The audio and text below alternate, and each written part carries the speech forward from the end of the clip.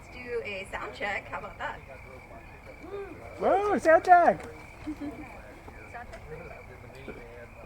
For your speakers, those that are speaking and maybe a little bit shorter, feel free to move the mic down a little bit.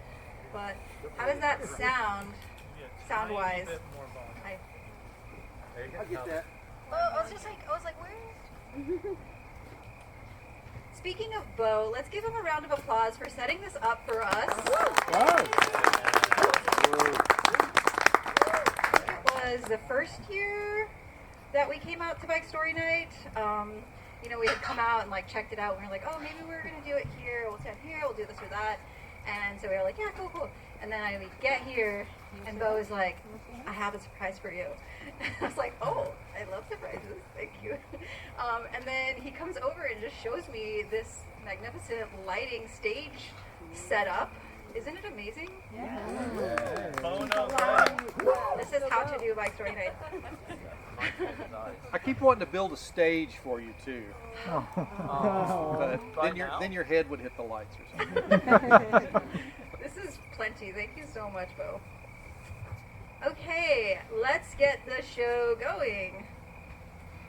I think I know most of you here, but there's a few people today that I have met, so I'm so glad to see folks that I know and new faces, always amazing.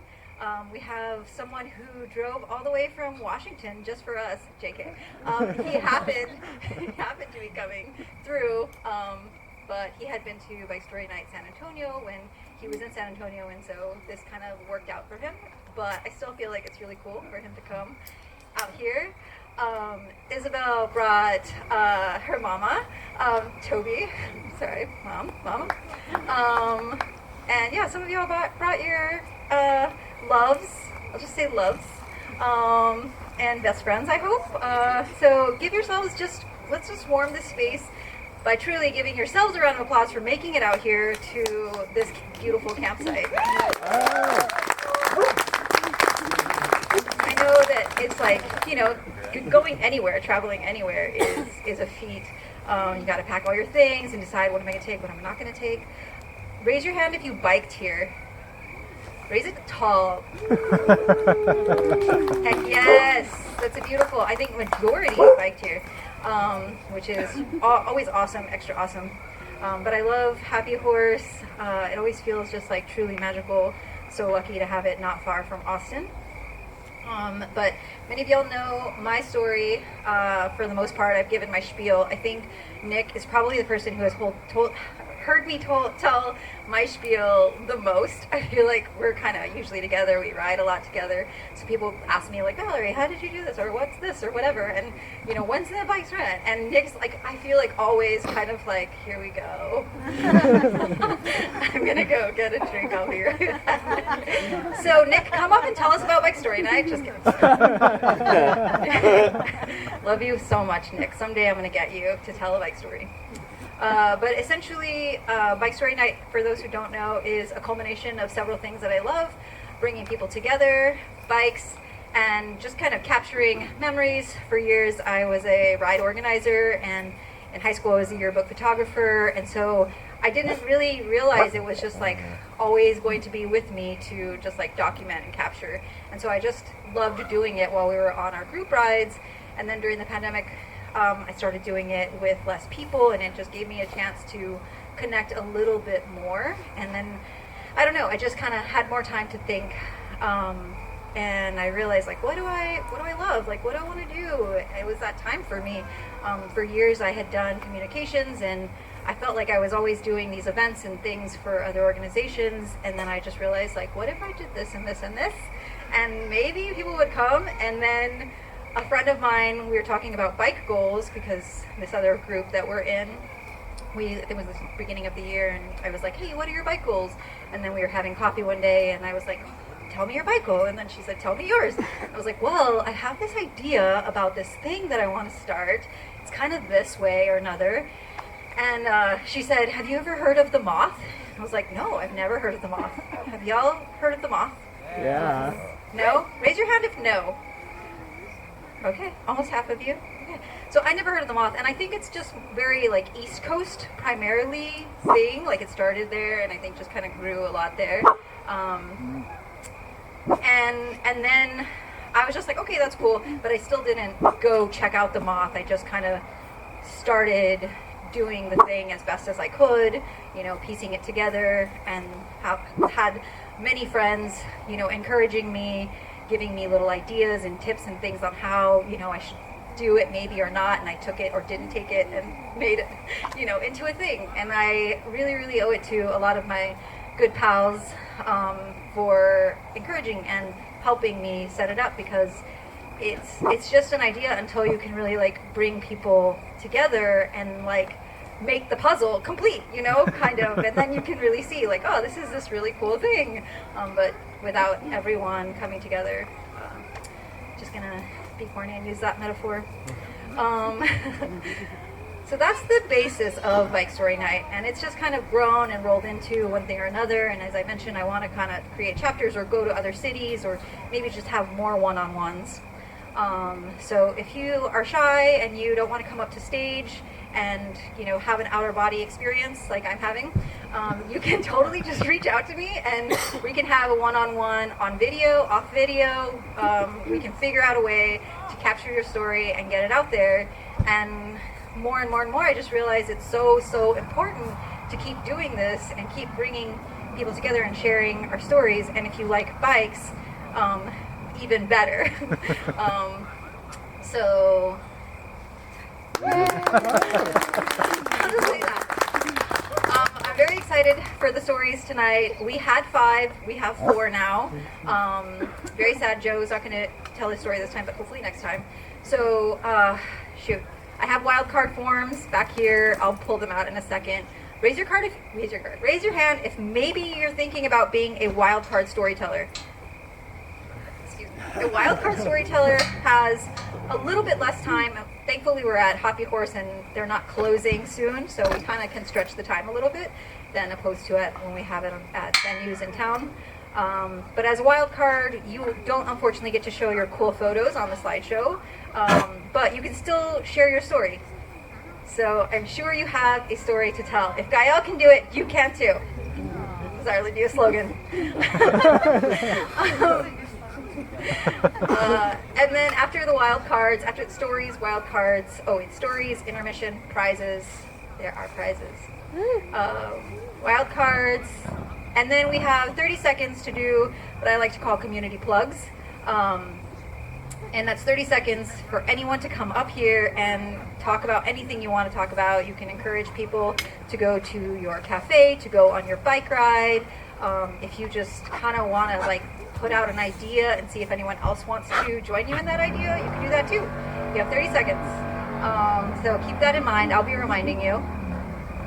I think that is pretty much it. Again, thank you. Thank you to the sponsors, Carbach and Liquid Death and Bubbly Caffeinated Water so much. Thank you for Maya for hooking us up with the Death, especially Liquid Death. I feel like that. Thank you to the ride leaders also once again for bringing everyone here safely. It's a really big deal. I hope you know I'm really, really thankful for you all. Thank you to Bo and Hollis. I'll say more thank yous, but just know that I'm very thankful. I'll get off the mic and let the first introducer introduce you to our first storyteller. Yes? Yeah. Give it up. Give it up. Wow. Adam Greenfield, come and introduce. Thanks very much. I'm Adam from the last Bike Story Night. Does anyone remember my amazing story from the last one? Yes. I was hoping no one would say yes so that I could recycle that story for this time. now that you've heard it, I can't recycle it, so I'm sorry. I lost my best story. I've been living in Austin for 7 or 8 years now, but I used to live in San Francisco. And anyone know San Francisco well? Anyone it's still a great city. All of their headlines, like, it's BS. It's still a great city today. I actually became a bike activist because of the September 2004 critical mass in San Francisco, and it was like we were riding down Market Street, and I saw like the power of collective action and cycling, you know, and, you know, going back to the suffragettes and before, other people have known collective action through cycling, but that was my wake-up moment, and everything I've done since then as an activist was because of that experience in San Francisco. And so our first speaker, Izzy, is going to tell us a story of an adventure that she had, starting in San Francisco and riding down the coast to Santa Barbara, which is also a very interesting place.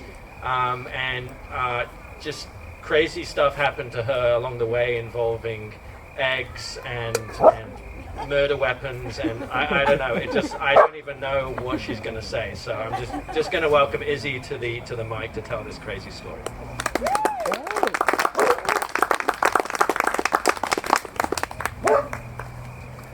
Hello. Okay.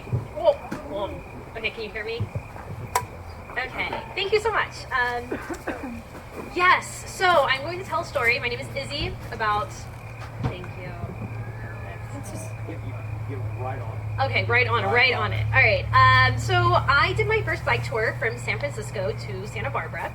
I prepared for it about as much as I prepared for tonight, which is not at all. So I am sorry. I'm sorry. Basically, last year, my best friend was like, "Hey, I have this amazing idea. I have 8 days before I have to start this horrible job. Why don't we go on a little girls' trip?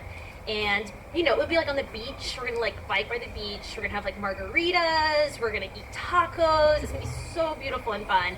Yeah, you know, like, why don't we do that?" And I was like, "Oh, yeah, sounds great. Let's do that." I think there was this like disconnect though, because I think we're envisioning like Southern California, and we chose to bike from San Francisco to Santa Barbara, which it's like a little different vibe. It's more like rain and like mountains. And the beach is like beautiful, but also like you'll die if you swim in it. So anyways, we go and we do this. We get to San Francisco. One of my friends was like, "You can stay with us," which is cool because we don't have that much money. Turns out he lives in Alameda, which I feel like people who are in Alameda like say they live in San Francisco, but it is not San Francisco. It is another island, like really far away. So just getting there was insane. We also can't bike to it. We had to catch like a bunch of like different like subway things. We got on like one subway. They like yelled at us. They're like, "You can't take bikes here." We had to get off. It was a mess. Anyways, so we stay there. We spend the whole next day just getting out of San Francisco, which is a beautiful, beautiful city. It's hilly. It's very hilly. We're realizing that it's like super hilly. But we're having fun. I ate like 6 boiled eggs. I felt very, very bad. I ate a bunch of dumplings. Also made me feel bad, but were so delicious. I love dumplings. Anyway, so we do it. We get to our first campground. We only like cried once each. It was a good day. So we finally get there and camp. Get up the next day, and the next day was our first 80-mile day. So I had never biked 80 miles in my life. The most I ever biked was 60 on a road bike with nothing on it, just for like fun. So I was loaded. We were doing 80 miles, and it was also very mountainous. So that was hard. That was a tough one. We finally get to our campground. I wanted to die. I was so tired. I also had to pee really bad because I'd just been holding it for 2 hours because I just like wanted to get to the campground so bad and go to sleep. So we rock up to the campground, and it was 4th of July weekend. Also, should have thought about that. It was carnage. There were so many people. It was cool though. Everyone was having fun. They were like barbecuing. There were like 1 million kids, 1 million dogs, a lot happening. I go into the bathroom, and there's just this like chihuahua in a dress, and it's just like staring at me. And I was like, okay, I'm sorry. Anyways, I go to the stall, I go to pee. The chihuahua in the dress comes in the stall and is like staring at me, and I'm like, hey there. And then someone comes in the stall next to me, and I'm like, maybe this is their chihuahua.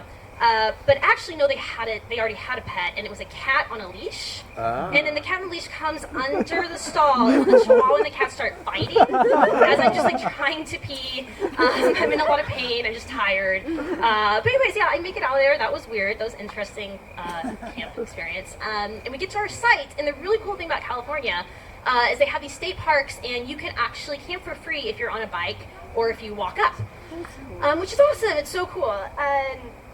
We do that, but you might be sharing your campsite with someone, which is great. You might meet some cool people. You might also meet some some interesting people. There's a gentleman there. His name was Jesse, and he was weird. He was a weird dude. He was nice, but he was just a little we're like, okay, hey, cool. We're sitting there having some snacks. He had he was not on a bike. He said that his dad was mad at him, so he just dropped him off there. He had to just stay there. He was an adult man, so he was okay. But it was okay, what? As we're having snacks, he gets out a banner and he puts it over his tent, and it says "Join or Die." And we're like, what the fuck? I think it's a libertarian thing, but I wasn't aware of that at the time. I don't know. I also noticed that he does his tent's open and he has a giant machete. Yeah, he has a giant machete. And I was like, I don't tell Cassidy this because she freaks out all the time, and I was like, it's really cool, it's cool. He's probably firewood, it's probably firewood. We go to bed in our tent, and then we discover that Jesse has night terrors. So he starts wailing, oh, no, stop, Mom, and it's really scary. Cassidy's freaking out, and I haven't even told her about the machete. She's freaking out. She's like, should I get the knife? And I was like, what knife? And she's like, the knife. And I was like, the plastic butter knife? She's like, yeah. And I was like, I think we just have to accept our fate, I was like, I'm tired, and I don't know if we're gonna make it through the night. But we did. We made it through the night, which was good. Very positive. Made it through the night. Keep cycling. I can't remember the timeline, but the next really beautiful thing I remember is Big Sur. So we get to Big Sur. Yeah, so amazing. But by the time I get to Big Sur, I am in so much pain because we've been just doing crazy mileage. We haven't had a rest day. I was not prepared. I did not train. And my Achilles, my tendons have they've swollen up to the size of golf balls. Anytime I move them, they make this creaky door sound that seems bad. So we get down to Big Sur, and Big Sur, which I did not know because I didn't do any research, is down this mountain in this gully. It's a beautiful redwood forest, so cool. But you just huge descent. You're just go down. So we go down the descent, and we get to the bottom, and we kind of realize that we missed the state park, and so we'd have to go back up. Not all the way, but up some of the way. And we were like, oh, no. But there's a private campground right there. And we're like, well, why not? Okay, let's check it out. So we go there, and it's packed. It's packed with really bougie, rich campers with giant caravans, and everyone's kind of grumpy. It's a lot of grumpy dads stomping around. One dad had he just had a blower, a leaf blower, and was just blowing the dirt around the campground. It was, I don't know what's going on. And they're like, hey, here's this just plot of grass sandwiched between all these people. You can camp here. And we're like, awesome, let's do it. Yeah, how much? And they're like, $150. We're like, what? And this is the most, and this is so shameful, and I'm going to admit it to you all tonight, so just know that we paid it. We paid it. We paid $100. We could not go back up that hill. I was like, I can't. Cassidy, I'm gonna die. I can't do it. So we set up our tent with all these angry dads, and they were kind of pissed about it. They were this one guy. No one talked to us, but one guy stomped over. He's like, I didn't know that was a campsite. And we're like, it is. Anyway, so we get in our tent. I don't move for 12 hours. I lay down, and she's a nurse, and I was like, what do I do? And she's like, and she brings me ice and puts ice on my ankles, and I just lay there. I got fever. I was so inflamed. But I made it through. I made it through. I just slept. I get up the next day, and I feel kind of better. I'm still a bit pissed, but I feel better. So I've talked about some low lights, but now some highlights. So we make it, through Big Sur, which is the most beautiful, stunning place. It's really special. It was worth the almost ruptured Achilles tendons. And we get to the next really cool place we get to is Pismo Beach, and it was Cassidy's birthday, and her dad works for NBC and has like 1 million hotel points, and he's like this lovely man, and he's like, I'm gonna book you a super fancy hotel, and we're like, yes. So he books us this like 5-star hotel on the beach. Remember, it's like still like the kind of 4th of July celebrations going on, so it's like packed, and we just like walk in this hotel, and we look disgusting. Like, we are the grossest, nastiest people ever. The people at the reception are like, oh, what the fuck? But they allow us to stay. It was very nice. They allowed us to stay. We get up to our hotel room, and it's beautiful, perfect. We like lay down in our beds, the first bed we've had. And we like get up, and we realize that there's like a human imprint of our filthy bodies on the white sheets. And we're like, oh shit. But then, you know, we have showers, we eat at the hotel, we drink a bunch of, finally margaritas. We finally had some margaritas. And we get to live our, you know, original dream a little bit. Yeah, and so, okay, where am I? Pismo Beach, okay. Okay, so, you know, that's towards the end of our trip. We get to see sea lions, we get to see these like tiny, beautiful flowers on the side of the beach with like all these like little sea flowers. We eat more boiled eggs. We stay in a really shitty motel because we got like the taste of the hotel life, but we like can't afford the 5-star hotels, so we like stayed in like really bad one, which is charming in its own way. And finally we make it to Santa Barbara, and we're like so accomplished, and we get there, and Cassidy's father had once again booked us a very nice hotel to like end the trip, which was great. And we realized, we like bike past it, we're like, there's our hotel, oh my god, we're done, we did it. And then we realized that we parked our car at the train station, which is another 8 miles past the hotel. So that was a dark moment, you know. that was a dark one. But we did it. We got to the car. The car was still there. We weren't totally sure. We could park it there. We like kind of did, and we were like, fingers crossed, it's cool, and it was cool. We get back to the hotel. We get like Indian takeaways and watch a scary movie. And we feel amazing, and we did it. We did 500 miles in 8 days. It almost broke us, definitely, like mentally and physically. But yeah, and I guess the moral of the story, there's a few. I definitely would say maybe like train, maybe like look at the map, maybe like think about the mileage, like just like be like, hey, is that realistic? And also, the moral of the story is that I think as people, like this event is about, we want to have stories. We want to share. We want to, like, at the end of our life, just have this rich experience where we can tell our story. And you can get stories in many ways, but you get stories by interacting with the world. And I think riding bikes is a wonderful way to do that. I never would have met Jesse, the guy with night terrors. I never met that Chihuahua. I never would have eaten that many boiled eggs. I never would have seen San Francisco like that, or those tiny little flowers on the side of the road. I never would have gotten to have that wonderful moment with my best friend, where we just got to be with each other for 8 days straight and see each other at our lowest and our highest. We got to smell each other's farts a lot. That was also, that was interesting. That was new. That was really new for us.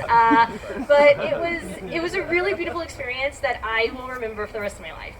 So yeah, get out there, ride bikes, tell stories. Thank you.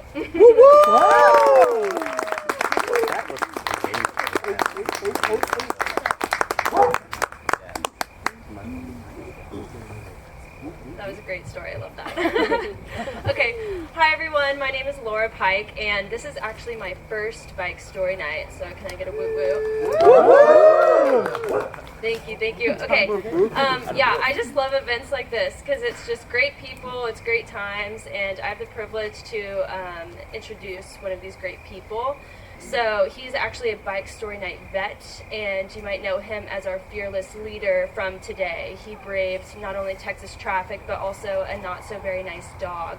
A couple of those actually. So can you please just put your hands together for Zach Faddis? Thank you.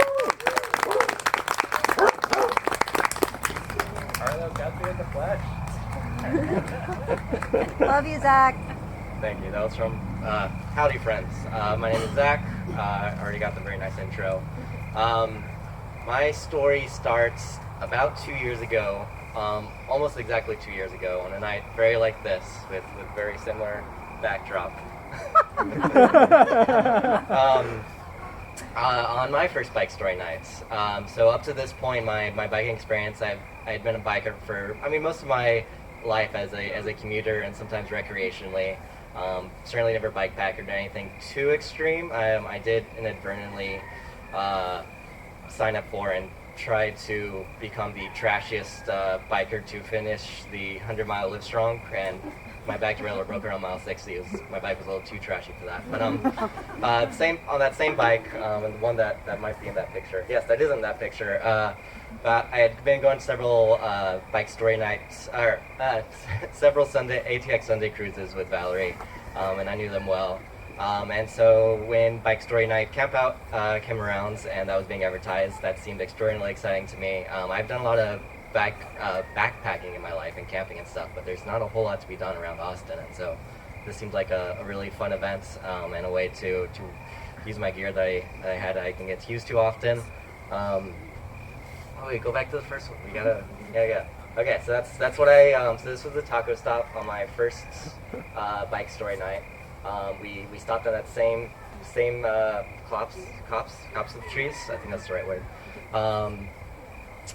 When I came here, I met some really amazing people. I met Todd Nisbet, Concrete Trails, who's this amazing fashion cyclist. If that makes any sense. I know a lot of y'all know him. If you don't, you should follow. I met Hannah Simon, who at the time, we biked 35 miles there. And then said, I have to go bike 35 miles back to open the shop at 7 a.m. tomorrow at Cyclease, which in my mind at that time was just, mind-blowing. That was so, 35 miles just to get here seemed like a shit ton. So anyway, I don't have any specific, memories from, or, talks, I couldn't recount their talks, but I do know that night left me with, this profound desire, this is something I really love doing, biking, and I want to take it to the next level and see what else I can do. And so after that, I decided that I needed to. By the way, I forgot to say something. My the tagline for this title was supposed to be "How I Became a Fancy Gravel Boy." So I was like, all right, I want to do some of these amazing adventures that I just heard, talking all these people tell about, So I was like, all right, I got to get some fancy bike now. To do some fancy bike adventures, because at the time what I brought on that first ride was just. This old Still Lotus that I got from Yellow Bike, and I think everyone's first bike should be from Yellow Bike. Big shout out, you shouldn't spend more than $500 on your first bike, but once you've, done some adventures and you're like, oh my god, I want this to be a bigger part of my life, I think it's worth investing in some other things, and also you shouldn't buy new. I ended up buying a new bike, but anyway, I went to every bike shop in town looking for a bike, and this was the summer after COVID, and so, everything was empty. I eventually found that I tried a bike that from Yellow Johnny's. It was a little too big, but they had one in San Antonio that got shipped from another bike store. Anyway, so I got the fancy gravel bike. You should put the picture of me getting the fancy gravel bike. I think that this was the giddiest I remember a new purchase making me since at least since a kid. I love that picture. I'm so fucking giddy. So I was like, all right, I got this amazing bike. I got to do some big fancy bike adventure now. The way that I approach things, I need to overcommit in order to. If I want to do this much, I have to. If I want to do this much, I have to commit to this much. I have to overcommit, and so I believe in signing up for things that you are not yet capable of, and then becoming capable along the way, hopefully, or going down in flames. Usually somewhere in the middle. And so the big bike event in the area, if you're into this kind of stuff, is the East Texas Showdown. I'm sure a lot of y'all have heard of it. It's so there's two events that sort of go in tandem. There's different levels. The big boy level is the East Texas Showdown, and that's 380 miles over 3 days in East Texas. It's the national forests above Houston and Lincoln. I'm not sure that's right, but the two national forests above Houston. And the smaller version, but I'm not crazy, I'm not going to do 380 miles after, the longest bike ride I'd done at that point was maybe 65 miles. I'm crazy, I'm not insane, So I did the smaller version, the East Texas Slowdown, and that one's a mere 280 miles over 3 days. Achievable goals. So once I had my mind, the goal that I definitely was not capable of, the next step was assembling a team a crack team to do this and to help me along the way. So I told everyone I knew that I was doing this crazy thing, partially because I knew the social pressure would help me do it. And we made like there's an Instagram chat channel that persists to this day that originally started out as me trying to convince all my friends to do this. But eventually I convinced, well, there was like 4 or 5 people that said they might do it. 2 people ended up doing it. One of them was co-leader Nick Loma over here. Nick Hill. He's Instagram as Nick Loma for a while. I don't know why I did that. Yeah, Nick, as well as our good friend Andrew. So we spent that summer training. I need some big goal to get me out in the morning to say like, if I don't have the pressure of like, oh my God, I'm going to do this crazy thing that I'm not going to train. So between my friends and the crazy thing, it was enough external pressure to get me to go ride my damn bike, and that's the tagline of the guy that writes. Anyway, so we all drive there. The morning of, I realized that I'd forgotten about 10-20 minutes before we're supposed to start the race. I'm incredibly nervous. I realized I'd forgotten 2 very important things. 1, my bike helmet. And 2, the padded ass. I think they call them chamois. Chamois. Thank you. Yes. I forgot the chamois. Luckily for me, I should have asked around. I'm sure I could find a helmet, but I did ask Nick right before we left, and he was very graciously kind enough. Thank God he gave me one. If he had a spare one for some reason. Thank you very much, Nick. so I had the chamois. I did not have a helmet for the entire ride. And if you, I love this picture. That's me not wearing a helmet. I think it was extraordinarily dumb to go that far over like terrain that you're unused to, and some heavy roads without a helmet. I do not condone that at all. It ended up being fine though. The first day, so 3 of us that went together were Andrew and Nick, but there were a lot of other people from the community that I knew. A lot of people I met going on the rides, to going on the fancier, faster rides to train for this damn thing. So the first day, Nick had given me all these things, and so we were going up at the same pace for a while. Andrew was faster than us, and so he just kept on going. But Nick was having some mechanical difficulties and stuff, and I was like, all right, he gave me these things, I gotta be by him. I gotta help him with all this stuff. Help him change mechanicals and things, and I ended up going a little bit faster than him. And in my mind, and so I would go past him for a little bit, and then he would come catch up to me eventually, and I would wait at intersections and stuff like this. And in my mind, I was being like a good friend, because he also said he didn't have the route, or he didn't have it on his GPS. In Nick's mind, I was just being incredibly fucking annoying. So eventually he was like, all right, dude, you need to go on and do your own, we need to do our own thing. Stop trying to, we're not riding this thing together, obviously. So I go on my own way, but and the first day I made it to around mile 80, which wasn't quite on target, so to make it 280 miles in 3 days at the first camping site. And I ended up camping with like 4 other guys. And every person at and the vast majority, the bulk of the people were around 20-30 miles ahead at a different campsite. There were several designated camping sites. So I got there, and I was camping with like 4 people, and they all, for one reason or another, and they were valid. I can't say anyone's reason they were invalid, but each one was like had some reason that they had decided basically that they were all sort of convincing each other while we were sitting there that they weren't finishing, And I'm not sure if I said, hopefully I didn't say this out loud, but I was just thinking in my mind, like, fuck you guys, I am finishing this damn thing. So I wake up the next day, and I think day 2, I have it in my mind currently as the hardest single day effort. Previously, before this, it was hiking out of the Grand Canyon after hiking into it, 3 miles hiking uphill. But I think day 2 was my new hardest single day effort. I ended up having to do like 110 miles to catch up with people, or to get back on track to finish. And the whole day it was the hilliest and the sandiest day. And when you go to there's like these sandy sections where it's like 4 inches thick. And so I had like 40-inch tires, which is a little too small for what we were doing. And so to get the traction necessary, I should have just walked it, but to get the traction necessary so that I could bike it, I would go down to like 2 psi and then bike for a ways, and then as soon as you get off of that, you need to pump your tires back up because you're gonna break your rims running 2 psi on non-sand. And so then I'd be like, on the side of the road, fiercely under the heat, pumping my tires up after taking them down. There was one time I remember in this, my lowest moment in I was pumping my tires back up after this one section, and my pump broke in some way I didn't quite understand. And so I was like fiercely pumping, but nothing was happening. And I was at this like gas station. And after like having several moments of just like yelling and frustration, I like calmed down and I watched a YouTube video about how this pump works, and I realized that there was like a gasket that had come undone, and I just had to. It was a relatively simple fix once you knew what to look for. But anyway, so that happened. I ended up catching with Todd, and Todd, who I had mentioned, who I originally met at this first bike story night, was one of the reasons I did. Yeah, I just ended up going to this thing along with this other group. And we were kind of playing leapfrog because I was going faster than them because I had cut up, but then I had to like stop along all the sandy sections to like pump up my tires, and so we were kind of playing leapfrog for the night.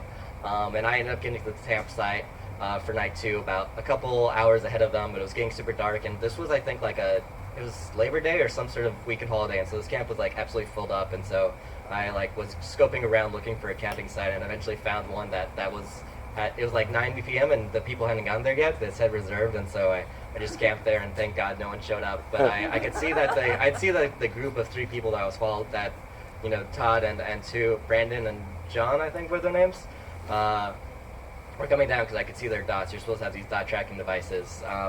And so as they were coming down, you know, they were in the same spot as me, like thinking, where the fuck am I going to camp? I'm so tired.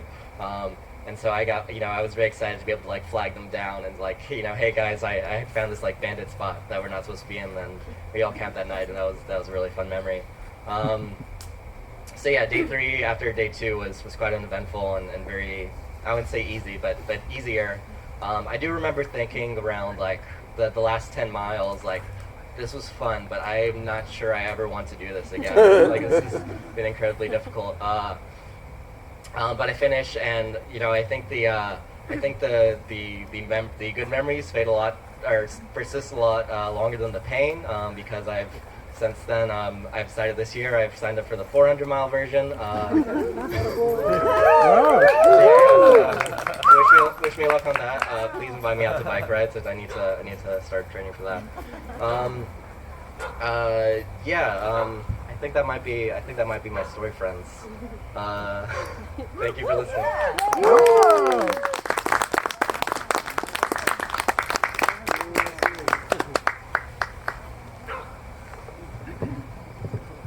Well, hey everybody. It's a good looking crowd. I was looking at your backside back there, but this is much better looking in this direction. Beautiful smiles. I'm Erik. I know most of you, but if I don't, hey, nice to meet you. I have the pleasure of introducing somebody that I know fairly well. I met this person on a TNSR ride in January of last year. No, this year. It feels like it's like been a year, right? Almost. And I've had lots of bike stories with this person. And I think that they're going to tell their kind of like genesis story of like how they came to be in this bike community. So, Gaëlle, Meslay, if you would come up. Wow!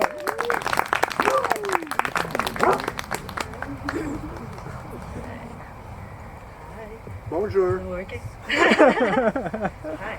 This is quite intimidating. It's good. Okay. Thanks for being here. It's been such a great day today, and had a lot of fun. So I'm glad you're here. So I want to tell a story that happened during Bike Story Night last year, so November 2022, which was my first Bike Story Night. So it's just a little bit meta, you know, like a story during Bike Story Night about Bike Story Night. Comes to like getting a huge success with that, like people telling stories about your Bike Story Night story. Anyway, okay. So just a little bit of background for that story.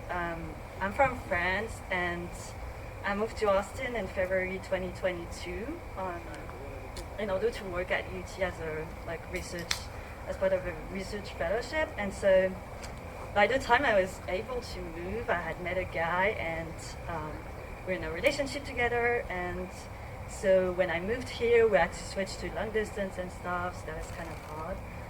This is a bit of the context for the story.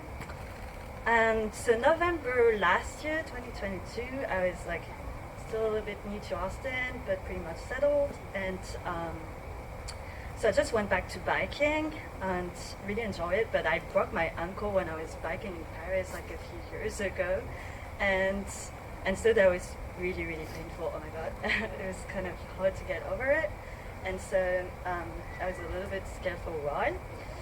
And anyway, that's another story. But so I lived in Paris my whole life, and I was getting used to good public transportation and stuff, and moving to Austin, I was like, maybe I'm gonna try taking the bus and stuff. But it's just like, I happen to be really slow and kind of unreliable in some ways. So it's like, I don't know, you know, maybe I think I need to get a bike. Okay.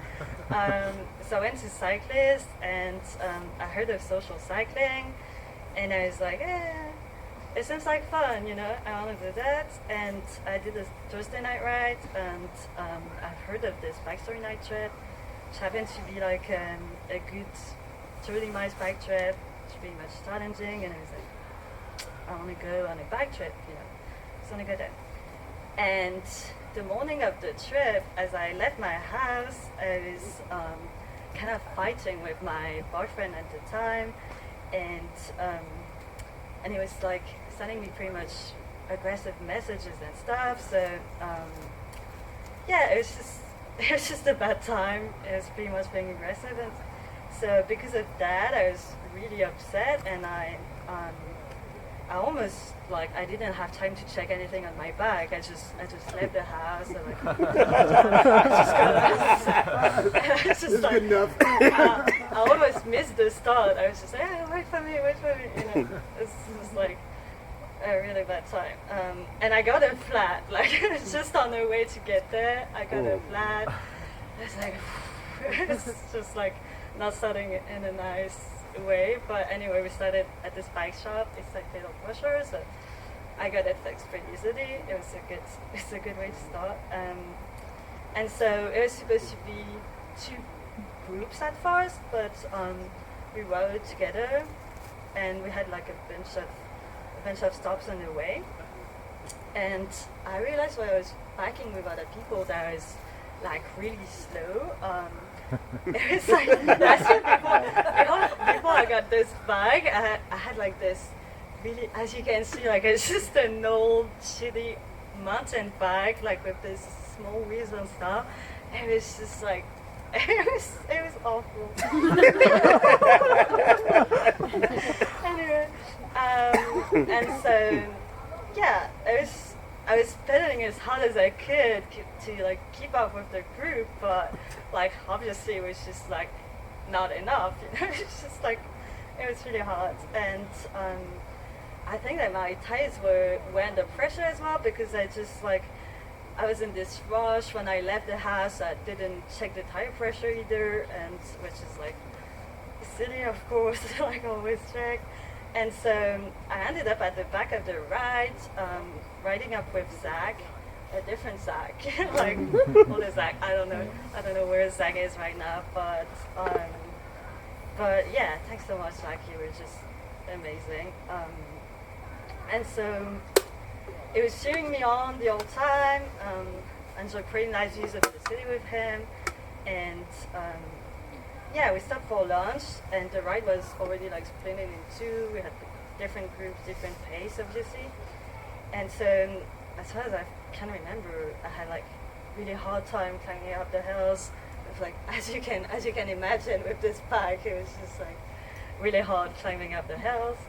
And at some point, it was just only Zach and I. You know, I think we lost everyone else. There was the only one that like found a way to stay with me, and I don't think I would have made it without him, to be honest. It was just like I probably would have stopped somewhere. I was just like, I didn't even know the route and stuff, and I was kind of worried that I would be too slow for him. Like, oh man, he must like, he just want to go on his own way, and it's just like, I'm just super slow, and it's like, don't worry, I don't care, you know, I don't mind being slow and enjoying the landscape, and just we're having a good time, and it's fine, you know.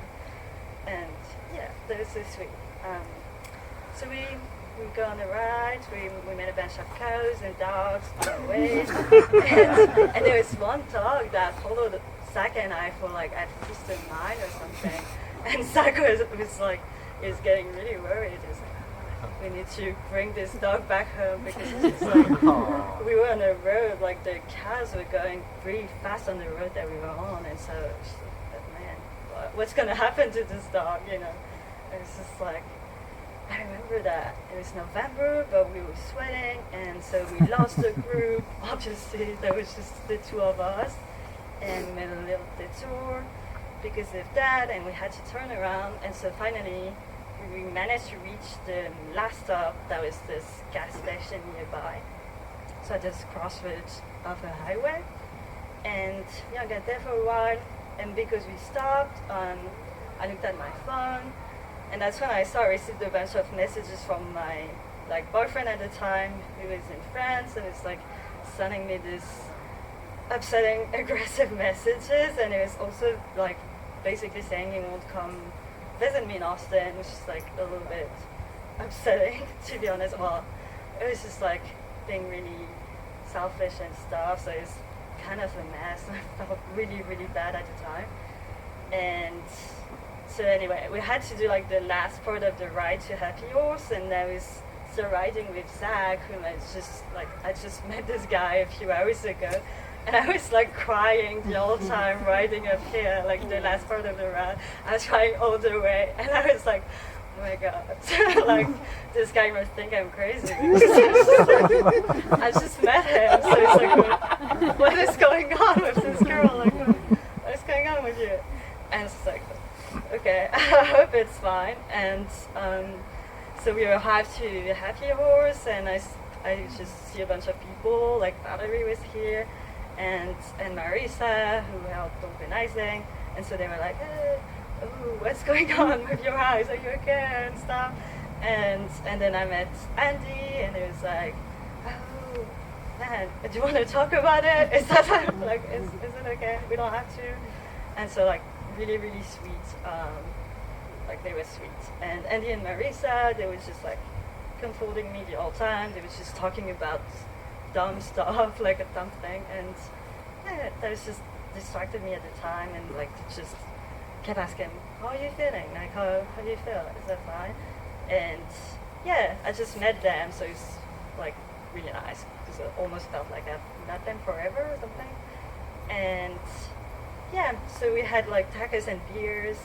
It's just here last year, and yeah, I was still crying. So there's this German biker, I forgot your name, and yeah, she's living in Austin, and she just has me question what is going on and stuff, and she's like talking to me about love and life and relationship, and she's like, well, too bad for him, that's what it is.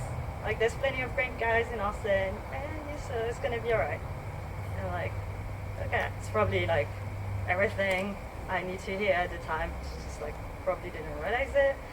And there's this bonfire here, a bunch of people playing music, and I met Nick, and we talked about Europe. I think we talked about Spain or different stuff like that, like adventure, going on an adventure and stuff like that. And I didn't realize that Nick would become my roommate after that. It was so funny. Thanks, Nick. And so I heard good stories that night about biking and community and challenging yourself, and yeah, I thought it was a good time, like I was being pretty much lucky to be here. And the night was cold as fuck.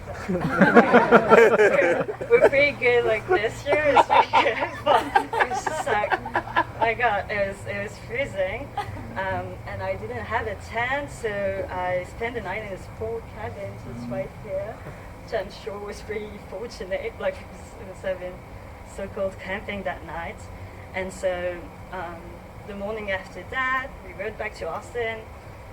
Nick checked on my wheels and he inflated my tires because it's kind of a mess, but it made it easier to ride like my shitty bike after that, but it was still difficult, but it was kind of better. And I was still riding with Zach though, it was kind of sunny, and the countryside was so beautiful. And so several times I had to tell Zach, hey, we have to stop here, like just look at the view, it's just so beautiful. Yeah, it was just perfect. We were smiling, just happy to enjoy the view, and this beautiful fields like dominating the city where you have this really, really good view over the city. It was so nice. And while arriving in Austin, I remember Zach cheering me on again, and he was like, don't give up, kids. Keep biking. Like, you were strong on this small bike. Like, you might need to get a new one, you know, like, get another bike maybe. Like, yeah. But, yeah, you're definitely a biker. You never give up, never stop, and never complain. You're doing great. Thanks, Zach. Thanks so much for telling me that. That was really, really nice. And I did. It really encouraged me. It really pushed me after that. Right after he told me that, I was like, you know, I think he's right. I need to get another bike. And so he told me about this Hero Bike project. So I went there. I got a new bike, my first road bike, and yeah, that was good. I went on many bike rides with it. As I broke up with my ex-boyfriend, which was my boyfriend at the time, which was definitely a good idea. Not doing good.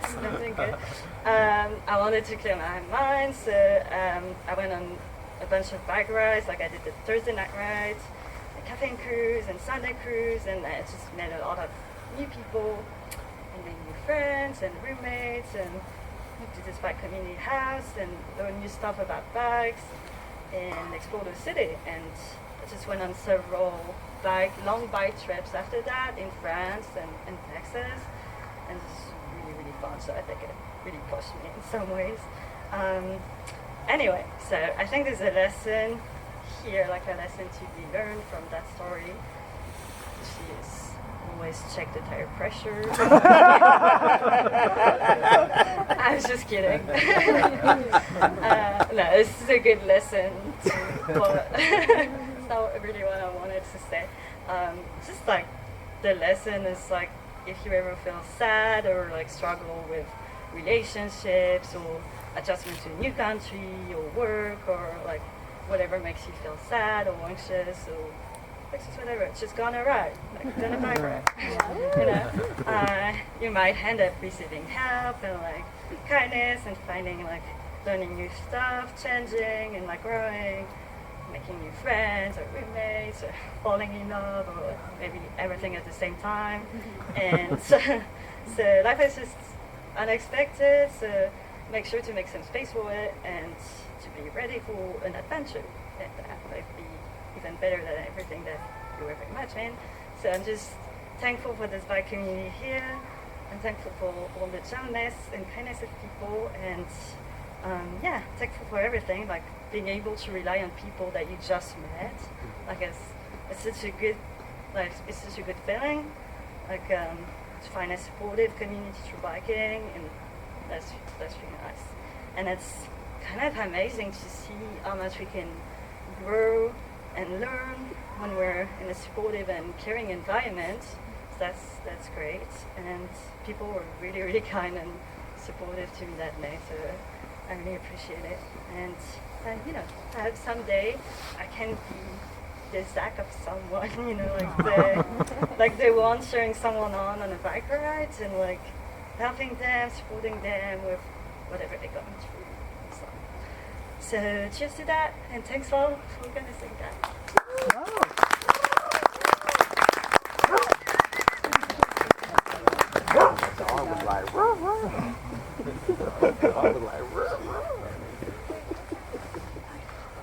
Thank you so much, Gaëlle, and thank you to the other storytellers so far.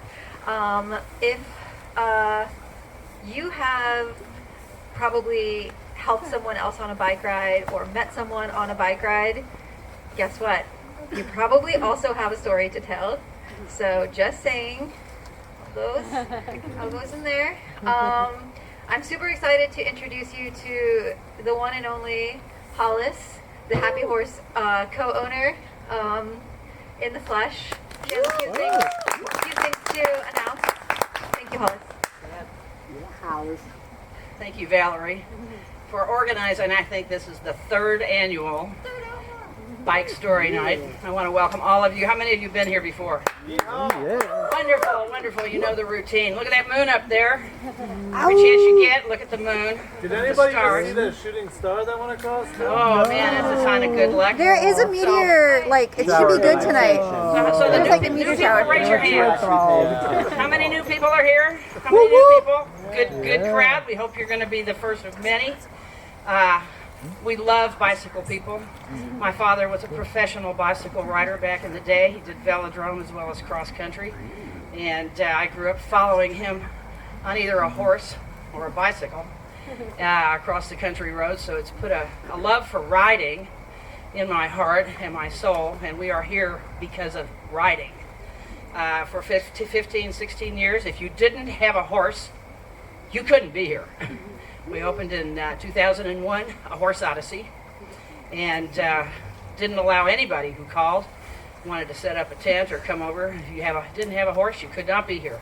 We changed all of that in 2016, and boy, are we glad we did, because you people are the best. And I used to write riding songs for horse people, and they didn't stay up near as late as y'all do. They were worn out from getting up too damn early and riding their horses and coming back and being too tired to sit around the fire very late. I'm a night person, so after the next part of the show for your storytelling, I want you to all move your chairs.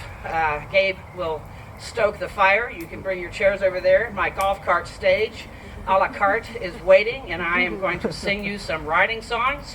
My drummer is here tonight, and we will have lots of stories about riding and skunks and armadillos and having a good time, because I write songs about living the outside life, which you are all here doing, and we are so grateful. Last year it was very cold, and they came anyway. We were very happy. And we're even happier this year that it's not going to be 28 in the morning. And we think you all probably came pretty prepared for whatever the weather will bring. And we love having you here. So go forth and finish your show, your own show, and then I will do you a show. Thank you very much for coming.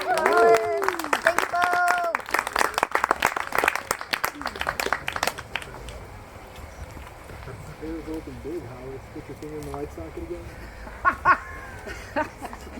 All right, y'all. So we're going to take about a 15-minute break, have a little intermission, maybe get some popcorn popping. So, yeah, stretch your legs a little bit. And then we have another featured storyteller. Dominique Burkett is coming up to share a big adventure.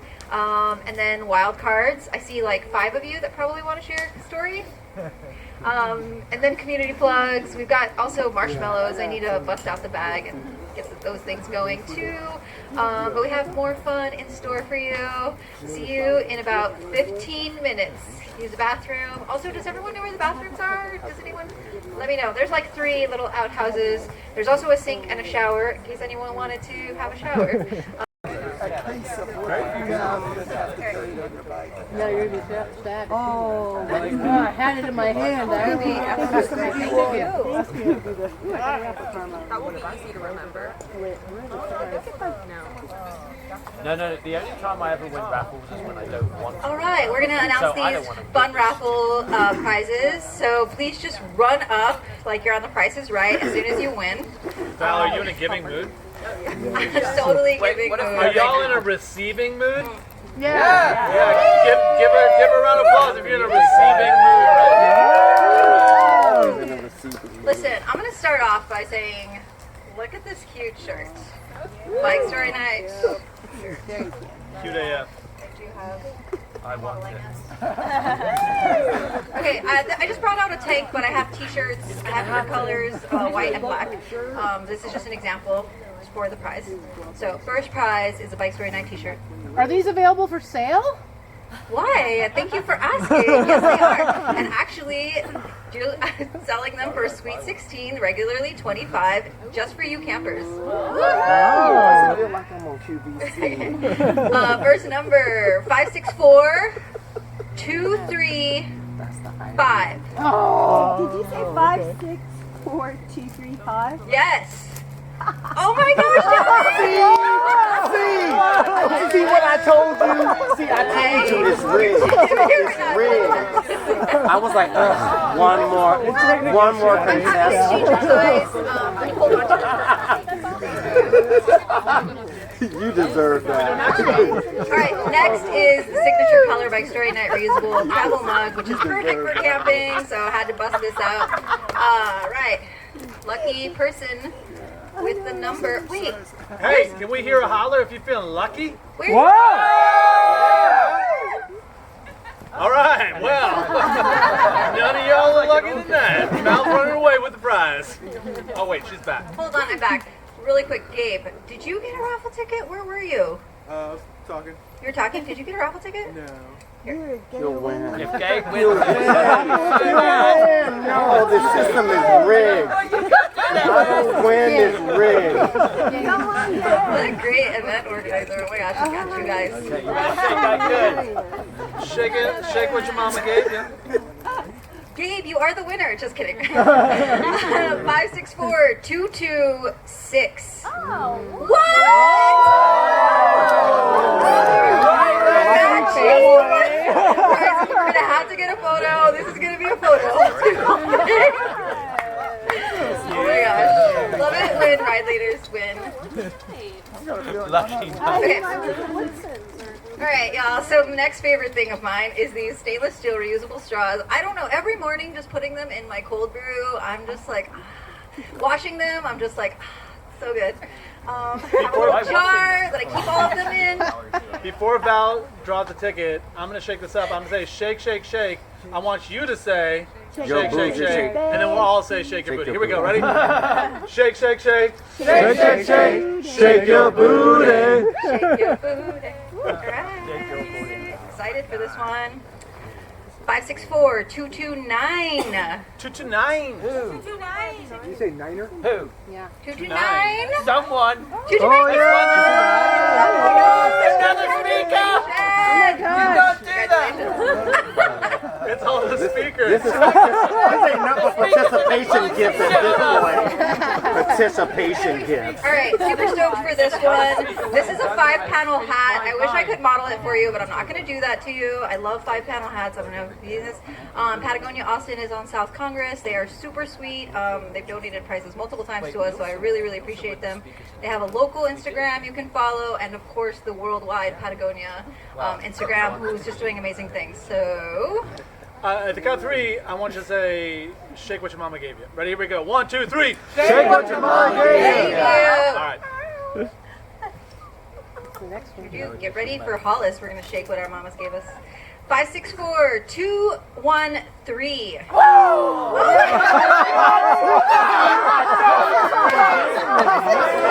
You got this, man.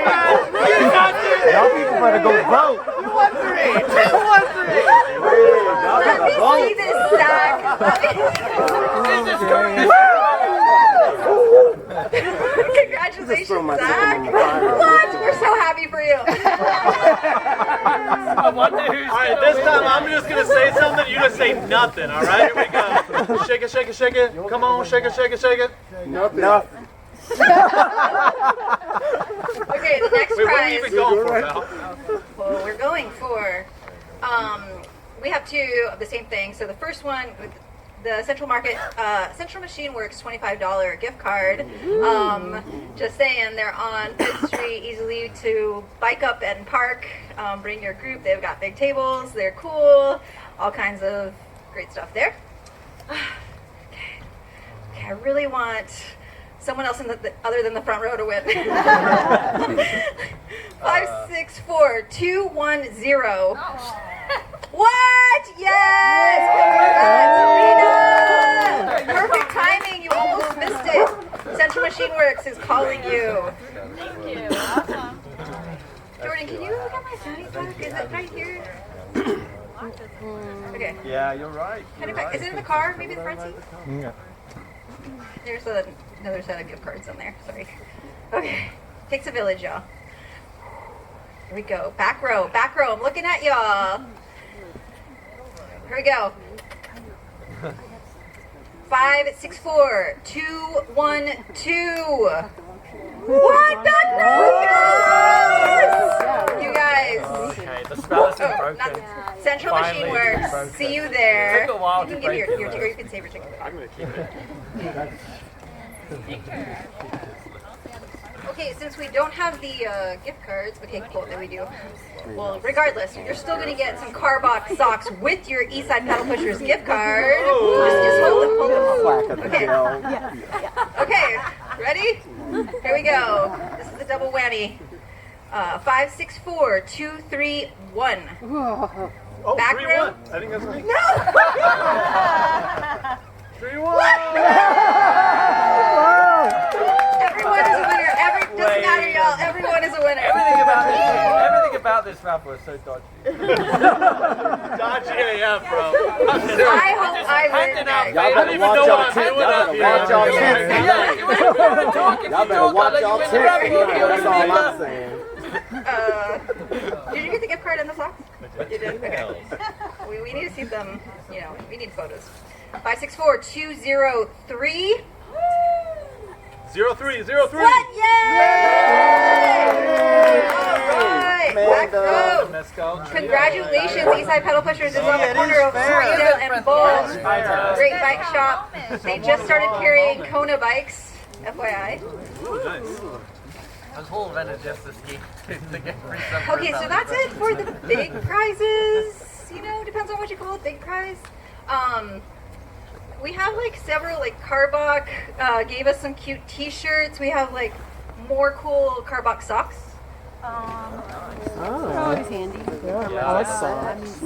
Cyclists love Look at this. socks. All of y'all are gonna win this. 1, 2, 3, 4. I love other people's socks. 4. They are you. You use your feet a lot. You know? Right, Yeah, you can get some good socks. They can use your feet. Like jersey that they have. Yeah, I would. Is that part of your sexy bike story?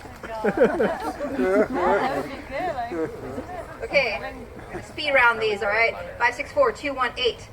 5, 6, 4, 2, 1, 6. 2, 1, 6. 2, 1, 8. What? Where are you?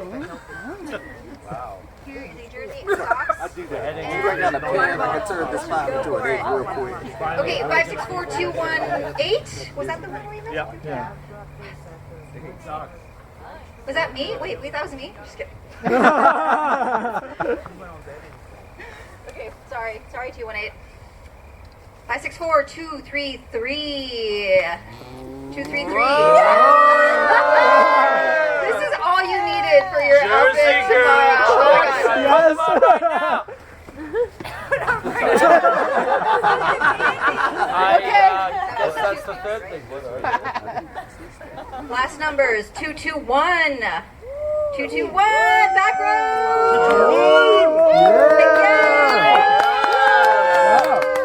Price is right. I don't know what the song is. Okay, another Carbach socks. And I don't know, whoever wins this is a small Chumba t-shirt, but I'm still gonna like try to get it to someone with a happy home. So if it doesn't fit you and you win, please give it to someone else here that it does fit. Just look, it's so cute. And Chumba is an awesome bike company, local in Austin. Super great, folks. The winners, last number, 218. I was like, we just called it. I think that those both wound up in the jar. You want? Oh, okay. That's probably why that person wasn't here. Both of the tickets were in there. Sorry. 2, 2, 4. 2, 2, 4. Nick is gonna make this shirt fit. He's like, congratulations. The shirt is made for We need to see this. Can't wait till the wet t-shirt contest. All right, thank you all for playing. This has been a wonderful game. Tomorrow I'm Honestly, on top of the fridge. Appreciate all of these folks for supporting us. Please like and follow them. Mention that you came to this event and you loved it and you loved all the things they gave. Ready? I was just gonna give them to the closest people. I don't know, like The second row. Second row. Like, I don't know if there's been anyone here. Honey, here's your chance. Wow, That's so good. That's hilarious. I ate a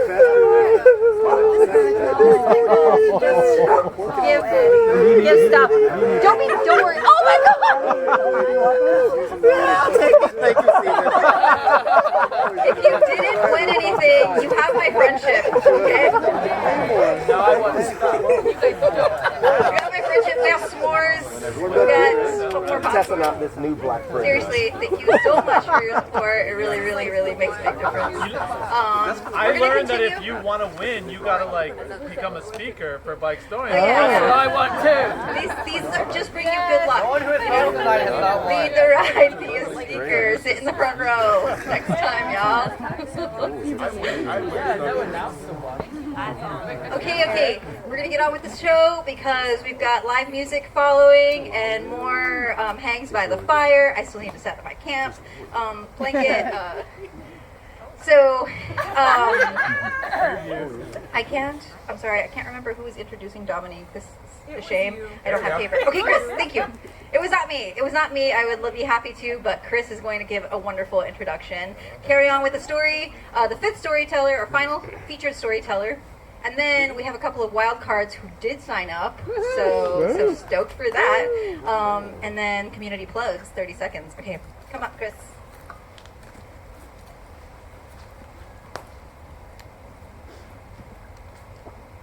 Hi, I'm Chris. You might remember me from the gift card from 5 minutes ago. You might remember me from a year and a half ago when I was a little storyteller at Bike Story Night.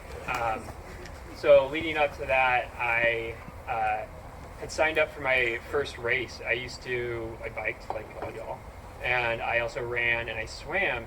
And after a really sarcastic comment from a friend about me never racing, I finally signed up for my first race, and it was a big one.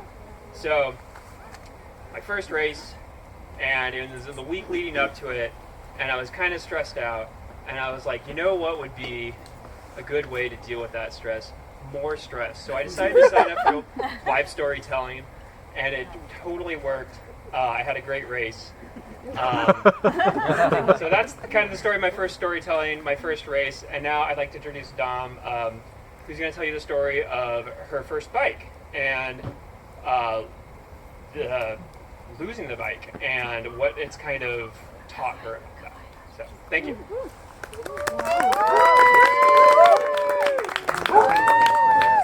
Dom Burkett.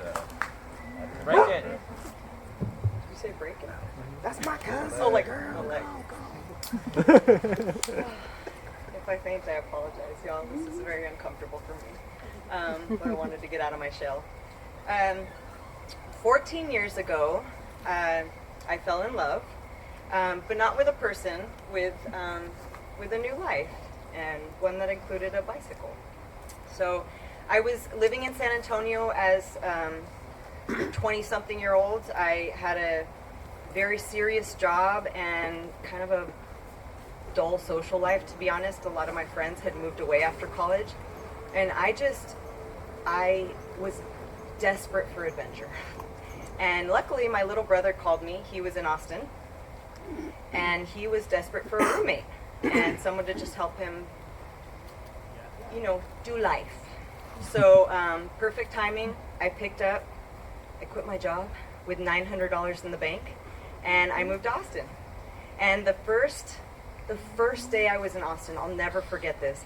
I wanted to get a feel for my city. I drove downtown, and I was at a light, and all of a sudden this giant snake started slithering through downtown and around the corner.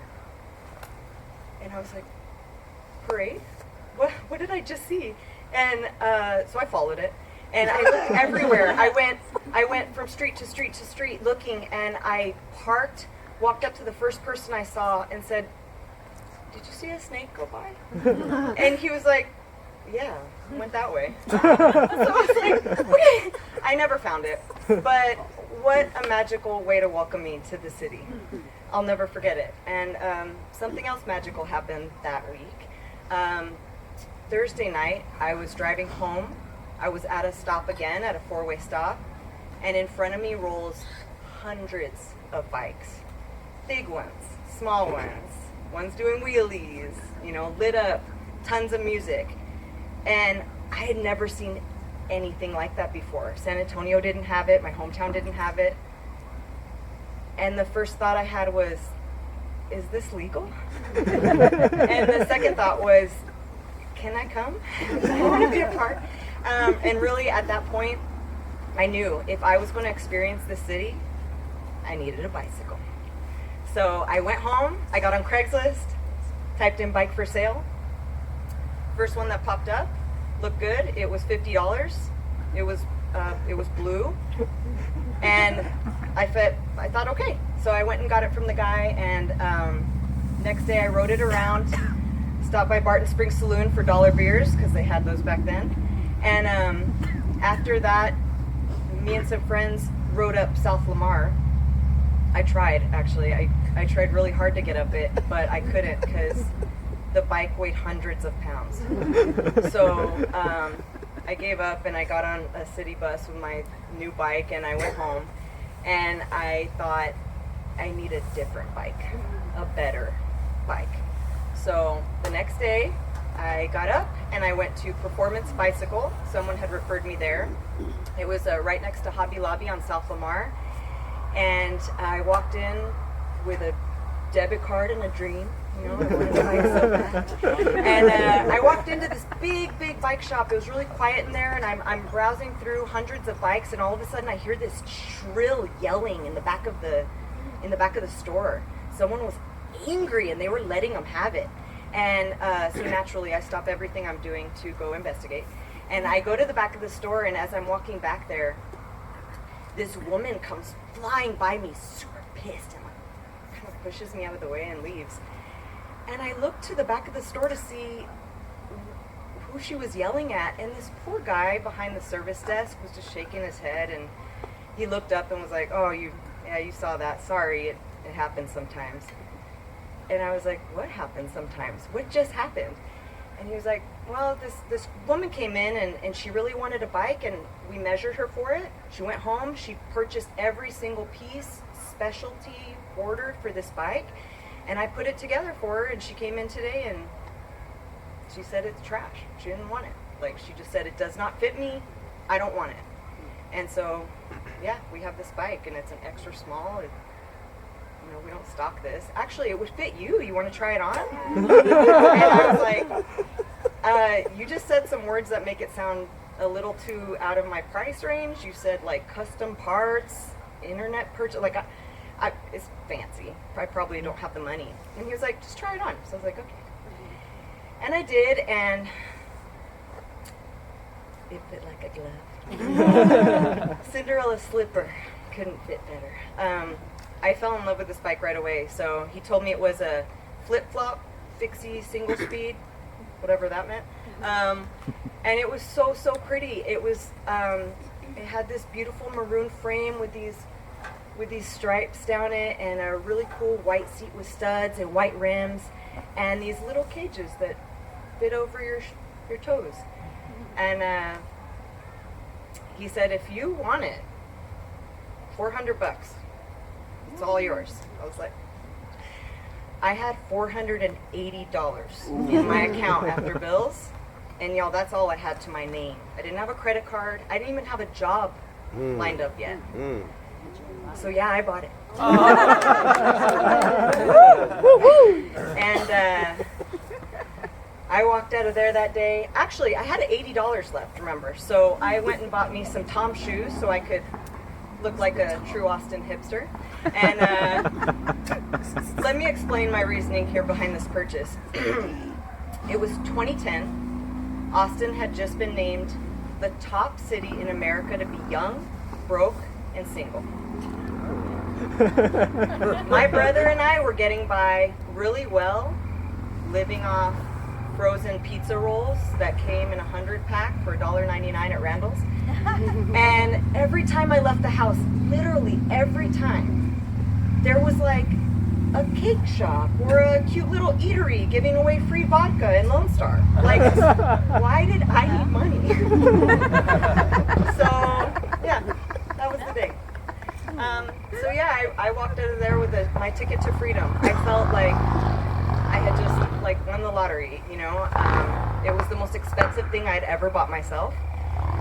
And I named her Vivian Lee after the beautiful actress of Gone with the Wind, because she too was beautiful. And after 10 years, that was my constant companion, you know. Every South by Southwest, every Blues on the Green, fun fest, social rides galore, just adventures like crazy. I loved it. And 2 years went by, a lot of hard fun happened, and I thought, you know what, it might be time to get serious about life. So I parted ways with my bro, got my own place. I was still biking a lot, but I went back to school for graphic design. And right after graduation, I started my own marketing and design agency. And for any of you that have ever owned a business, you know it's true what they say. It is the only job that you will work 100 hours a week just so as not to go into an office 40 hours a week. I was working so much. I didn't have a social life anymore. I put all that aside. My only real comforts were, aside from the belief that all this hard work would pay off eventually, was the long bike rides that I had at night just to get away after a long day of work. So anyways, a couple of years of that, and I still wasn't making a lot of money, but I was getting by. But the important part was that I felt excited about what I was doing, you know? I was getting to be creative for a living. People were like trusting me with their company's, you know, image, and that was important. And then a few years more of that, and I struck a balance between growing this business and having a healthy social life, which was nice, go me. And then 2018 hits, and I had been doing it for 6 years, and really all of a sudden everything just started aligning. Really, like I was manifesting the things that I really wanted in life. You know, I was able to pay off my debt all the way. I doubled my income in 1 year. I was able to travel internationally for the first time. And most importantly, I had made this solid group of friends, you know, my soul tribe.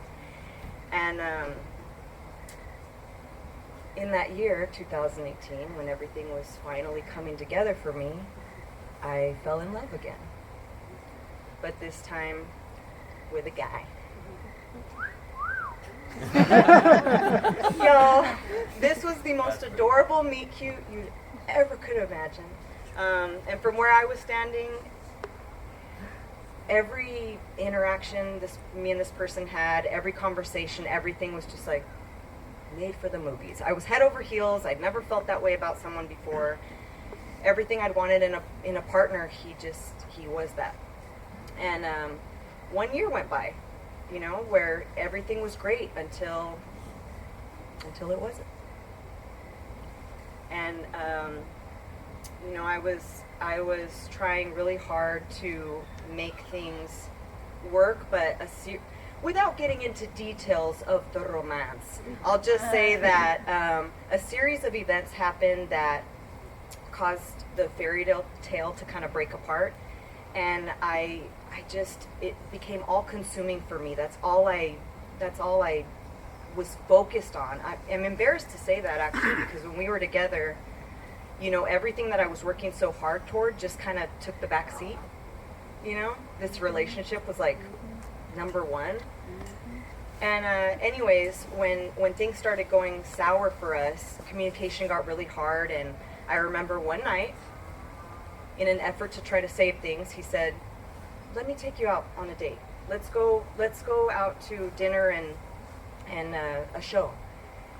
And I could tell he didn't want to go. I didn't really want to go, but I said okay. I didn't want to give up. So we went, and I asked him if we could take our bikes. He said, all right. So we went. We went downtown, and dinner was super awkward. We just sat there kind of in silence. Our bikes right here near us, so we could keep them in view. And Then afterwards, we rode to Elephant Room. Anyone know it? On Congress and 3rd, and to see some jazz. And we biked over there.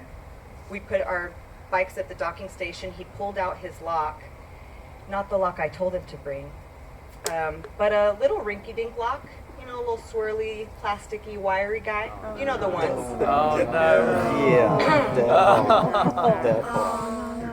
And I didn't want to, rock the boat. I didn't want to, make more tension in the situation. But I asked, do you happen to have a U-lock in that bag? And he said, no, we'll be fine. So I was like, well, this is kind of bike theft central. It's 2018. It's downtown. Like, we should probably not go in. And he looked at me with this rage. Like, this person got so defensive. He never raised his voice, and all of a sudden he just looked at me and just said, it'll be fine. The bikes will be here when we get out. I promise. Let's just go inside. And on the verge of tears, I just, against all better judgment and, my intuition, I said, okay, let's go. So we locked them up and we went to go see some jazz. And an hour and 2 drinks later, I was watching. I said, can we go? I was on edge. I wanted to see my bike. I wasn't having a good time. I hadn't heard any jazz. I was just in my own head and I just didn't want to be there. So we walked up to the street, and as soon as we got to the street, my eyes went straight to the docking station, which was empty. And I don't remember anything he said. I was crying so hard for the first time in front of this person. And I just remember all of a sudden getting this clarity, this crazy clarity, like I just, snapped out of this trance I was in with this person. And I got up because I had fallen to my knees. I got up and I looked him in the eyes and I said, I'm going to get on a Lime scooter. I'm going to scoot home. I'm going to get in my car. I'm going to call the cops. I'm going to report the incident. Then I'm going to go out and find our fucking bikes. If you can keep up, awesome. And I took off. And that's where I left him. Guess what? I found his bike. It was on the corner of 6th Street and San Jacinto. Some guy was sitting on it, doing something on the corner, a little shady. And I grabbed one of the cops on 6th Street, told him, that's my bike, go get it. He cuffed the guy without any question, which is a whole other topic maybe for later. But he raised this guy's shirt, and this guy had all these tools, everything you could ever want to cut any kind of lock.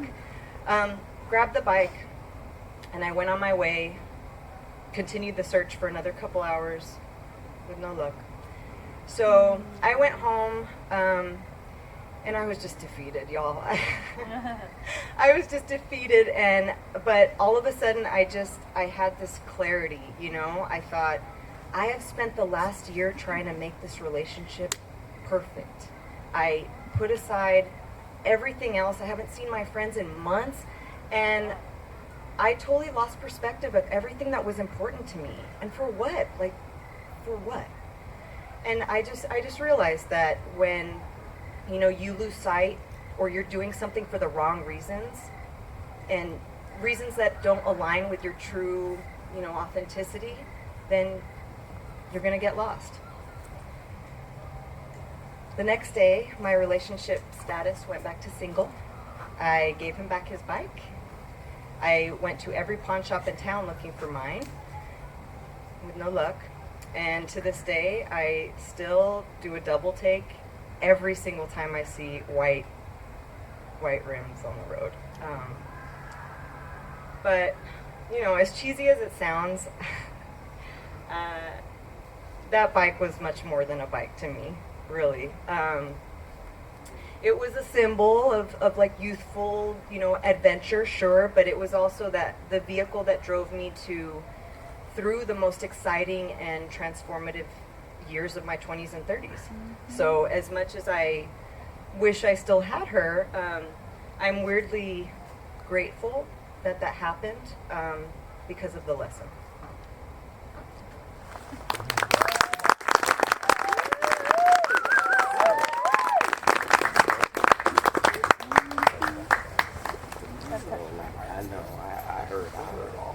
Holy smokes, that was amazing.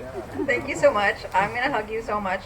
I hope that one day that you guys get to ride a bike that gives you so much joy. I'm sorry, that was like, whoop.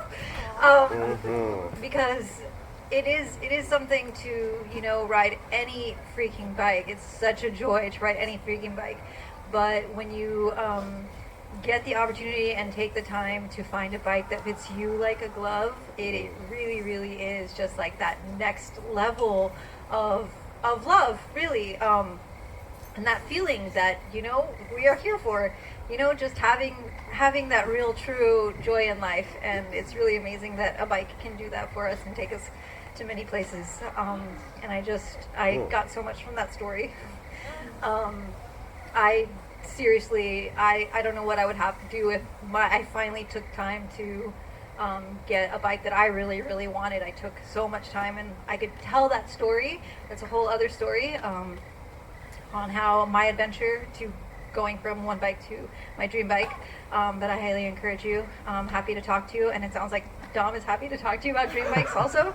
How many of you out there like have found, just curious, have found like the bike that really fits you like a glove? Hell yeah. Yeah. Okay, all these people can talk to you about bikes. If these people have found a bike that fits them like a glove, they can totally talk to you about bikes, which is so cool. Yeah, I really love your story. Thank you so much for sharing that. That's really great.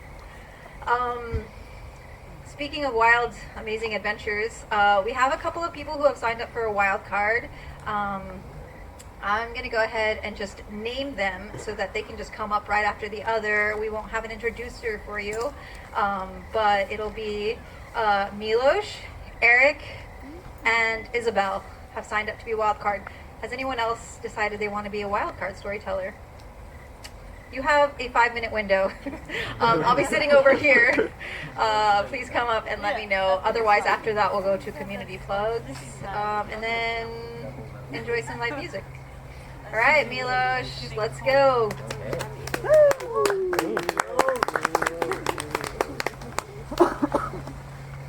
Thank you, Val.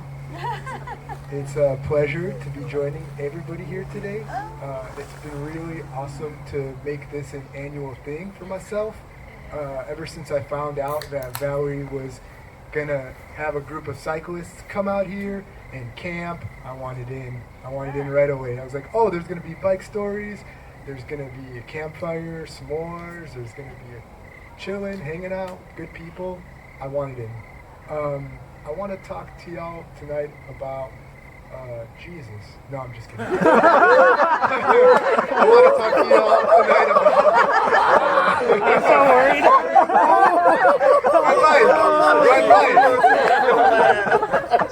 My bike and savior. My bike is my savior to some degree. I really enjoy it. I really enjoy riding it, and I'll tell you why. I want to talk with y'all tonight about how I got into bike packing, my experience here, particularly at Happy Horse, and maybe a public service announcement. I'm kind of a safety freak, even though I kind of don't look like it. I'm really passionate about having a fun, safe time. Safety first, right? Safety first or safety third? Safety first. Third? Okay. So, oh gosh. How did I get into bike packing? This will be interesting. I fell into it in a weird, sort of half-assed way. The first time I've ever had a bicycle, going back even further, I was 3, maybe 4. I just learned to walk. And I had a tricycle that somebody had abandoned in an apartment building I was living with. My dad scooped it up and was like, here, get around, have a little fun on this. Cool. Fast forward to kindergarten. Well, now there's pre-kindergarten. I didn't grow up with pre-kindergarten. There's kindergarten, and then you get into first grade. And in kindergarten, believe it or not, I lived in Chicago and I was a latchkey kid. Does everybody know what a latchkey kid is? Latchkey? Yeah, fellow latchkey kids. If you don't know what a latchkey kid is, it means that your parent or parental units give you a key to the house and they say, all right, you can go wherever you want, just come back and here's the key to the house. That led to my mom taking me to kindergarten with my little trike and then bringing me home, giving me a key to the house and saying, all right, now you go to school. So that's how you go to school. So I was on my own to some degree. It's just very out there. And I lived in Chicago, not suburb, Lakeview. This was full-on traffic, full-on cars, commuting, horns, sirens, all that stuff, sands, no cell phones, so less distractions compared to today. But I fell in love with bikes from the get. When somebody said, hey, why don't you go play in traffic? I thought, hell yeah, great idea, great idea. The cars became somewhat predictable. I was commuting. I got a hold of, as soon as I could get a hold of a bike, I got hold of freedom. Y'all know what I mean. When you get a bike, you get freedom. And so yeah, that was my first taste of freedom. But fast forward to post-adolescence, adulthood, I'm now commuting in my bike regularly, commuting with my bike regularly, and I have an injury. I have a knee injury. Anybody have a knee injury? Get old? Knee injuries, they're waiting, they're coming. They happen to all of us. I have a knee injury, and part of rehabilitating a busted knee is low impact shit. Swimming, walking, if you break something, you do your ABCs for ankle stuff. But biking is low impact. So I thought to myself, oh great, I'll just start biking more. On a weird weekend where I just happened to have the entire day free, I thought I was going to do a lot of rehabilitation, get on my bike and ride as far as I could. I just had no time limit that day. I rode from downtown Chicago to Overview landmark area north of Rogers Park called Sheridan's Point. Anybody know? Yes. Okay, cool. So Sheridan's Point is a 25-30 miler north of the Chicago downtown area. Found myself there and did not have the energy to bike back. I'm fucking stuck. I just don't got it. I didn't bring anything with minerals in it to help with cramps. I hardly ate like anything healthy. It was just a weird time where I just wanted to do rehabilitation, went up there and got stuck.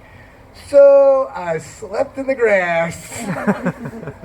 I took a sleep in the grass and I didn't wake up until 4 a.m. I got there around 11, but I'd slept till 4 a.m. and at 4 a.m. I was like, all right, I think I'm gonna try to make my way back.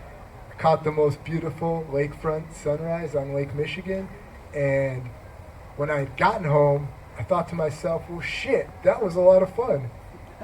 If I had it to do it again, I would do it the same way. Maybe just bring coffee and something to sleep on more comfortably. So, fast forward to the next weekend, and I did that shit. I mean, it wasn't fancy coffee, but I stopped off at Dunkin' Donuts before I went and filled up a thermos, you know?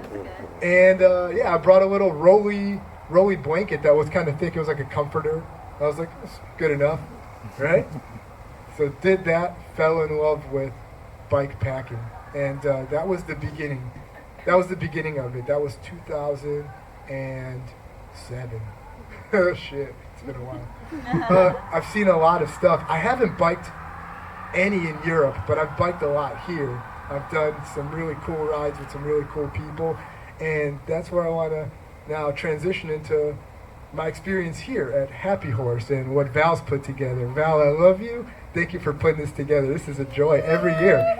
I'm in that same spot every year. We cruised in and I was like, that same spot. But what Bo and Hollis have here, it's like, would y'all agree, like the American dream? Don't we all want to like peace out and like, have a little horse property? And like, shit. Right? Yeah. And the experience here has been it's got a lot to offer. Besides the bike packing aspect of it and setting up your camp and being around like-minded individuals who also enjoy their bike, you got the scavenger hunt, which if you haven't tried that, that's a fun nighttime activity. Here's my impression of every other year I've tried the scavenger hunt. Oh, there's some shit. Oh, it's a gnome. Another gnome. Lots of gnomes. I'm really looking forward to Hollis doing her thing, playing music, singing along, shaking our ass. It's going to be a good time. And then if you wake up early in the morning and maybe catch the sunrise, orale! Epa! Then maybe one of the horses will meander over and you'll get some horse time. What is that? Someone's having a party. Anyway, I'll end on that. Quick public service announcement as far as visibility goes. This I wanted to share. One thing that I saw online not too long ago, but it just kept sticking in my head for the past couple years, really. I've had some discussions with friends, is as far as visibility goes, it's something I want to share with y'all. Like it's like a human subconscious thing with drivers in particular. We all love our aggressive drivers. Every now and again we bottle up that rage and just try to share the road, right? So one thing that I saw online is that if you are wearing a helmet, that a driver subconsciously will be more respectful of the space and sharing it. Why? Because subconsciously they see you with your bike helmet and they think to themselves, hey, this person is wearing a helmet, they value their life, I should value their life too. And then they're more careful driving around you. That said, the next level of that, as far as being cautious for drivers and cyclists, is if they see that you have a kid with you. You got a bike seat with you, and they see you have a kid, they're like, oh, I better be careful. Baby on board, right? Baby on board. You know the sticker, baby on board? Baby on board? So, yeah. So, public service announcement is go to Yellow Bike Project and get yourself a baby seat and attach it to your bike for better visibility. Thank you, good night, I love y'all.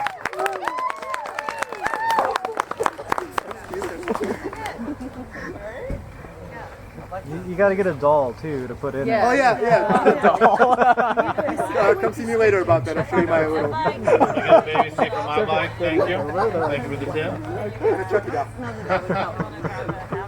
Hi everybody, it's Erik again. I have a lot of bike stories, and I've always thought about telling a bike story, and I will save all those ones. So I'm just gonna tell the wild card bike story, which is the quick and dirty one. Let's do it. So, if you know me, and many of you do, you know that I have a son that stays with me half the time, and full-time son, but stays with me half the time. And half-time son. Yeah, he after COVID, there was once upon a time I worked at UT, and he went to Maplewood Elementary School, which is up on 38th and a half Street, which is close to UT. But we live in Montopolis, and so for a year, the year after COVID, where we both were going back to work and school together, we're I waited a long time. If you work for UT or you know anything about UT, it's a hollowed thing to get your parking pass to park on campus, and I had the best parking pass. I was like, yes, I have the garage I want, and I used to drive to work, and then COVID came. I was like, I don't need a parking pass, and then I was like, you know what? I'm just gonna bike commute. I'm just not gonna drive my car at all to UT anymore. And my son Sage, I was like, you're gonna come along with me. We're gonna bike commute for the foreseeable future. And he was in elementary school, and I think when he went starting to go back to school, he was in 4th grade, and that's.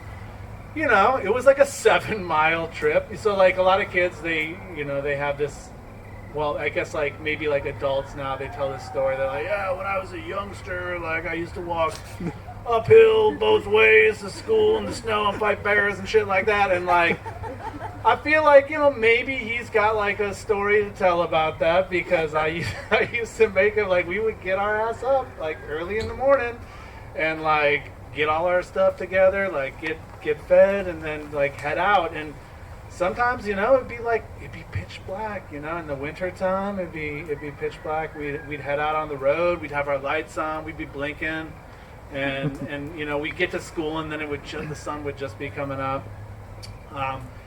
And so I guess a couple rules I learned about that, like rules of the road. If you're ever gonna have kids, or you had kids, maybe this would like resonate with you. So I learned a lot. The first thing I learned was that it's really important to like be ready the night before. Like you cannot expect like a kid to be ready the day, like the morning of, like, okay, let's get all our shit together, let's go, let's roll out. Like, as an adult, we can do that. We're like, yeah, let's go. Like, I got everything. But a kid, they're like, oh, like, what the hell is going on? Like, I'm tired. Like, I was just dreaming about, like, Pokemon. So, like, all right, get your, like, let's look at, like, I taught them to, like, look at the weather report. Like, let's look at the weather report and see what the weather is going to be like. Is it going to be cold? Yeah, all right. Like, let's lay out clothes. Like, let's get all our stuff ready to go. Let's pack your backpack. Like, because we got to, like, eat and get. And so that was one thing. The other thing I learned is that, like, Texas kids don't like the cold at all. And some mornings are very cold, right? Like, you get out in, like, the wintertime, it's like, it's like near freezing. And you're like, all right, like, I need stuff. So we like, slowly accumulated all this gear, like, and I learned, like, the more gear that he had to keep warm, the better. But that also led to some really cool times, like crossing over the Montopolis Bridge, and it'd be, like, all misty, like the fog rolling in because it's all cold and your breath is out. It's kind of cool, So there were some interesting times. I learned that music is a really good motivator. Like, we would get our little speaker going, and like, if you like, he hates my music, like, so we learned that really fast. And it was like, all right, like, what do you want to listen to? You want to listen to Daft Punk all the fucking time? Daft Punk, let's roll to school and listen to Daft Punk again. Every day, every morning. And then, like, yeah, I would go off to UT. And I learned that he did not like to bring a change of clothes, so you had to, like, wear what you wanted. Like, he was really embarrassed to, like, change at school. I was like, dude, you can, like, when it was hot outside, it's like, it's 100 degrees in the morning and humid, and you're rolling to school, and, like, we're sweating. And I'm like, you can just bring a change of clothes and go change, He's like, fuck. He didn't say it like that. Like, kids don't want to change. Like, I would change at UT. I'd be like, I'm gonna wait till I stop sweating, drink some water, and then change my clothes into, like, my business cash. But he was not all about doing that. He was not all about that lifestyle. So don't count on that. And then I guess, like, the last thing I learned was, like, tacos are really important. So, like, we had a ritual, like, on Tuesdays. When we rode home, we would stop at El Chilito and, like, get tacos, and that was, like, a big fucking deal. Like, they made the ride, all that, and, like, he was like, can we eat them here? I was like, no, we must get home. And it was like, oh, okay, let's go. And he would ride so much faster. So, I'm a bad dad. I made my kids ride to school for a year. He probably is, like, scarred and never wants to ride again. But maybe, like, one day he'll, like, overcome that and then be like, I love riding. And I'm going to, like, do that for my whole life. But, like, for now, he's, like, pretty, like, thoroughly convinced that he does not want to ride to school on his bike for, like, 7 miles there and 7 miles back every day. But we did it! So there you go. It's possible. All right. There's one left.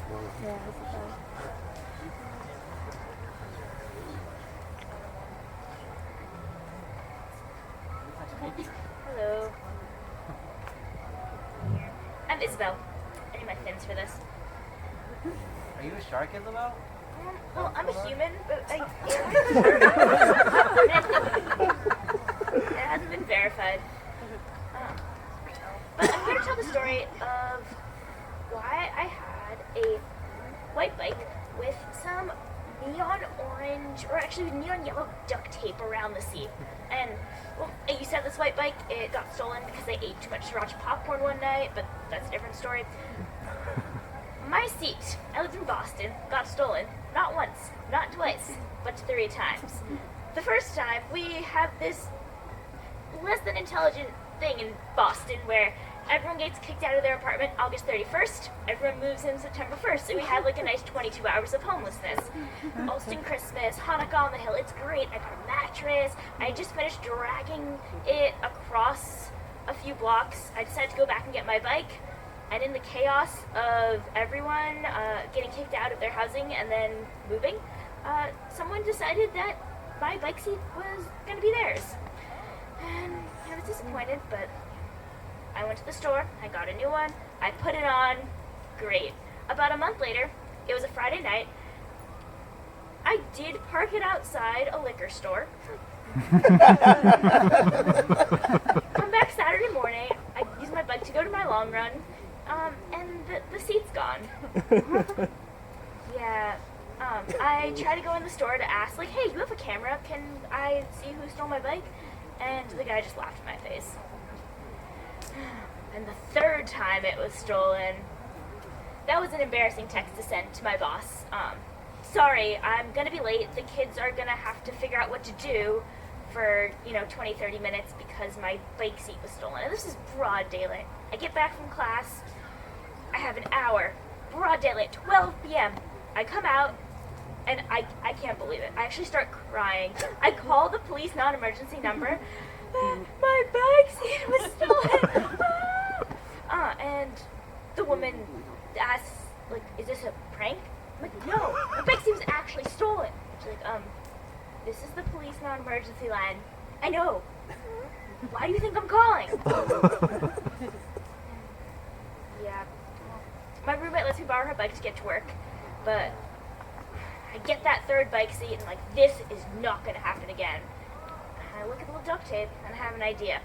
I take that roll 1, 2, 3, 4 times around that bike seat.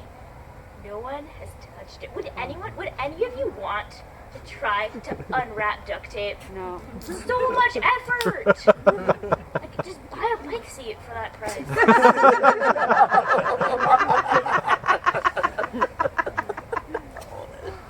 Thank you.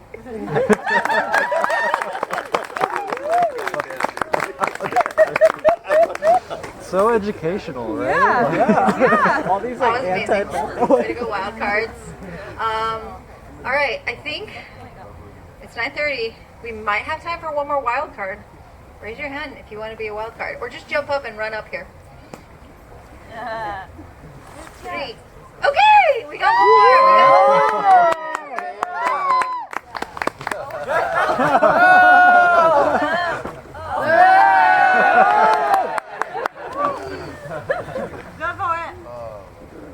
Can I take this off? Yeah. Mezcal moment. The mezcal moment, y'all. Waiting for somebody to take it off the stage. So, for those who don't know, my name's Amanda. I go by Mandy. And I used to live in Hawaii on the Big Island. Which one's the Big Island? What is the Big Island? No, which one's the Big Island? It's the biggest one.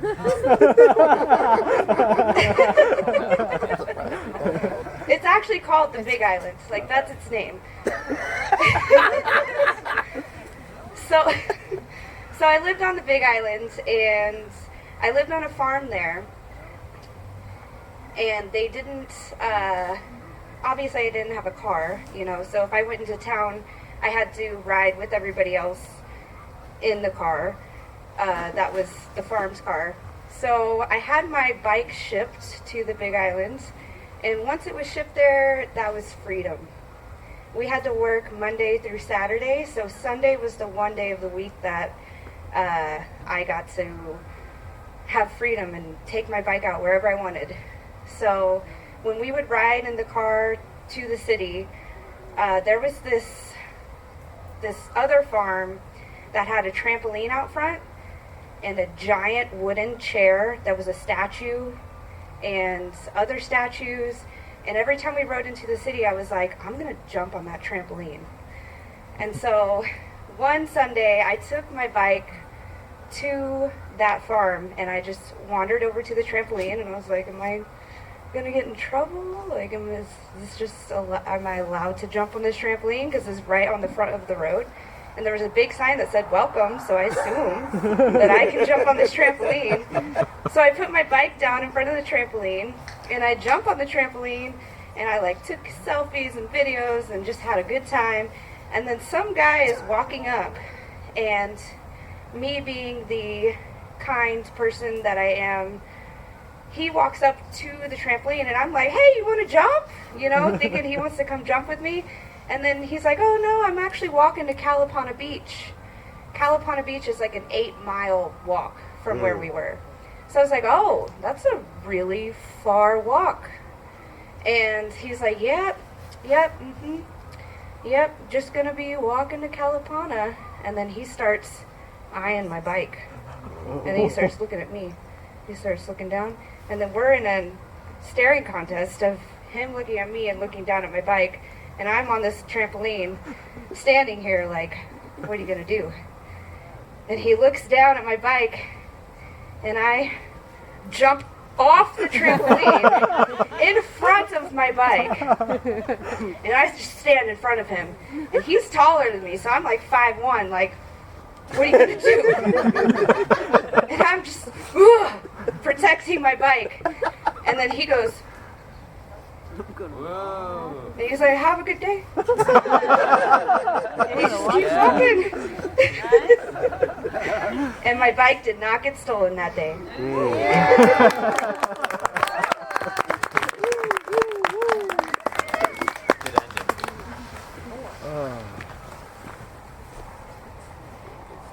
All right. This is one of my favorite moments of the night. Several people have asked me, like, oh, why don't you let people talk about their, like, bike group or just, like, you know, this thing or that thing. And I was like, because this is about bike stories. I'm sorry, like, this is how I feel. I think that it should just be, like, memories, adventures, more experiences. And then I was like, wait, I guess we could bring in commercials at the very end. So 30-second community plugs, commercials, yeah. Whatever you want. I don't even care if it's not about bikes, honestly. Like, it can be a commercial. Because, you know, we want to connect more. And you might love your cupcake shop and you want to talk about it. Every time I say this, I'm like, please tell me you have a cupcake shop. You know, or honestly, like, I think if you want to start a ride, if you ever had an idea, you want to, like, share and be like, if I wanted to go for this ride, would y'all go? It's like, let me know. I'll be over here. You have 30 seconds to kind of pitch that thing. So if you have a thing that you want to share, which I know Bo does, and a few other of you, please get up here in line up because it's just going to go like commercials. So don't hesitate. Get up here. We want to get these commercials gone and done. Not that we don't care about them. That probably wasn't the best phrasing. Commercials are so good for getting, you know, the information quickly. And yes, so yeah, let's get some community plugs up here. Come on. Get up here. Get up here, Bo. Get up. You're the first person. Get in line. You told me you wanted to get over here. Over here. Over here. Get in line, Bo. Okay. There's a couple more of you, I'm sure, so mosey on up here. You have 30 seconds. I will be doing a timer. I know, like, usually we do a timer for storytellers, and I said we're not doing one for this. We are doing one for... Okay, listen! Like, you guys. That's another thing. All right. Pulling out my timer. I don't have a big hook yet, but people are like, oh, are you going to get a big hook? And, like, pull people off. Okay. All right. Ready? Community plugs. Plug it. This is my microphone, anyway. But, so anyway, I just wanted to give a completely non-bike plug. I have beehives over there, and I've gotten involved with a an outfit called Hives for Heroes, and it's for military veterans. And if they want to get involved with bees, they can be compared with a mentor to teach them about bees.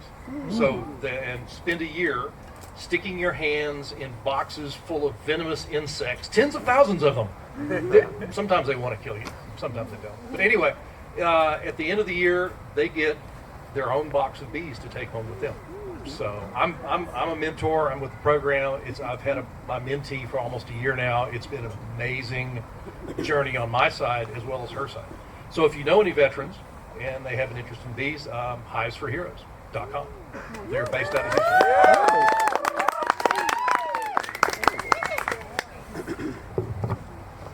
Hi y'all. Hi again. Mandy here. I help lead the yoga ride, and we are having our last yoga ride of the season tomorrow at 3. So if you're interested in that, let me know and I'll give you more information. When else do you have a ride? Get with me after and I'll talk to you about it.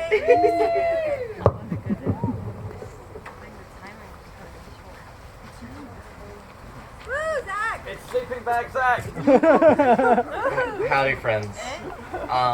Legalizing diverse forms of housing and building communities where people can live without requiring access to a car is at the center of everything you care about. It is the most important thing we can do for affordability. Is the most important thing we can do for climate change. Is the most important thing we can do to desegregate Austin and many other American cities that are experiencing similar problems. We essentially make it illegal to build anything except car-dependent sprawl and expensive single-family homes in Austin and many other cities because of laws that we've put in place. I'm president of an organization called Aura. We are an all-volunteer 501c4 nonprofit, and we are working to change these laws. We've been quite successful locally, and a lot of really impactful housing reforms are getting passed. A lot of them are going to be voted on December 7th, so we could really use people to come out and speak at City Hall then. But just generally, if you would like to get involved with this movement, you should come speak to me. Bye-bye. Hello, my name's Movita, and I am a board member with the Gisalo Cycling Initiative. Anybody know it? Hello! So we'll be having our holiday bike build. So if any of your bike groups or employers want to join that, we'd love to have you. We raise money to build bikes and then give the bikes to children. And they also have some really great, my favorite program is called the Golden Rollers, and it's for people 50 and older, and it gets them back on bikes. So they ride tricycles and recumbent bikes to gain independence and mobility and remember all the things that you guys are enjoying about bikes now. So follow us on Instagram and Facebook. Thanks. Okay, who wants to come to my block party? Yeah. Saturday, December 9th, Willow Street between Navasota and Kamal. Get my email if you want to find out more. We're going to do a one long banquet table down the street. We've done it before. We've almost got 100 people last time. And this time we want to go over 100. Over 1,000. 10,000. Anyway, come to the block party and help us beat a new world record in Austin for longest banquet table.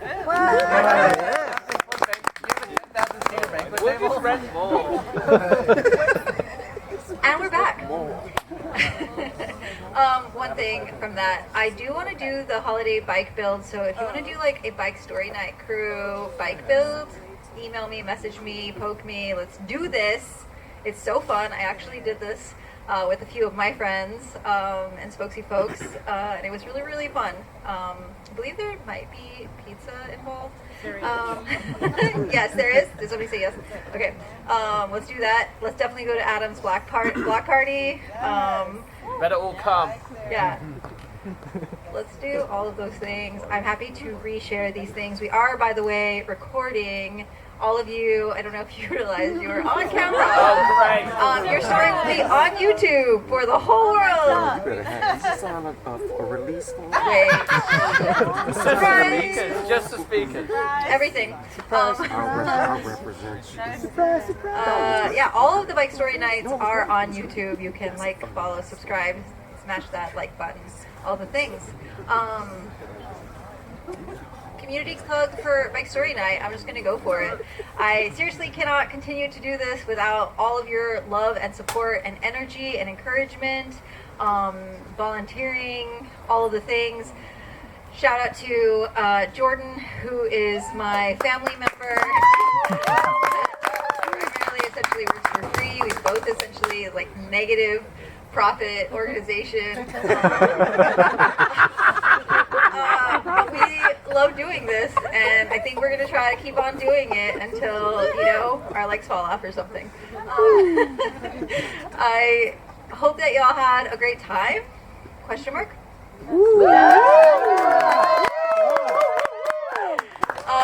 Thank you again to seriously all the volunteers. This was the first year that I really wanted to incorporate like our own little meal prep situation and donate to Meals on Wheels. So thank you for entertaining me with that idea. Meals on Wheels is a wonderful organization. You should totally follow them, volunteer. They are always in need. They do meals either by vehicle or by bike, and I believe that they'll lend you a trailer if you don't have a trailer and you want to help out, which is very similar to Bicycle Meals that meets on Saturday. I think Jordan was going to do a community plug. And Wednesday. I'll just do it. Follow Bicycle Meals as well, another wonderful similar organization. But I believe that is all. But do you all have any questions? How do you do it? When I was little, I was a big sister. This wasn't I think I told my story at one of the campout stories. And, I was a big sister. I was, one of the oldest in the kids crowd. And I don't know if that's why, I don't know if that's what happened to me. But that's what happened to me. And I was involved, just like with kids. And then I just wanted to be making good times, and I then moved to Austin 13 years ago, and a part of my bike story, which I won't get into, I will wrap it up, but I tried to start a bike group in my hometown, which is in the South Valley, Rio Grande Valley, before I knew what bike groups were, and I was like, what if this and this? Also, a part of my bike story, somebody gave me bikes, and so I had a group of bikes, and I was like, what if I just made people get on these bikes, and then also people with bikes? Nobody came, and it's not easy to organize anything or bike rides, as many of y'all I'm sure know, or not, maybe not don't know. Maybe you think that people just magically appear and get on board, but shoot, I lost my train of thought. That's fine. This is fun. You were going to start a ride. And then I moved to Austin, and then I heard some group ride was happening. I was like, what? This is a thing? This is a thing. And so then I eventually went on group rides and fell in love even more with community like y'all's. And here we effing are. Woo woo, guns.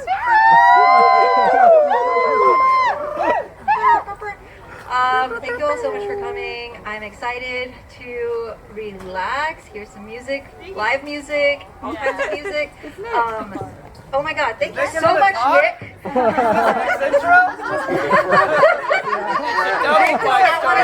Stop making him nervous. That's the bouncer. But look at Nick. Bouncer. No, shout out to Nick once again. Shout out to all of the leaders. Zach, Izzy. Please go up to them, high five them. Go, tell them how much fun you had. I'm sure they want to relive the magic with you. Whoop, that was last year or the year before. Who dat? Valerie and Jordan also organized Sunday Cruise every single Sunday for the last 7 years.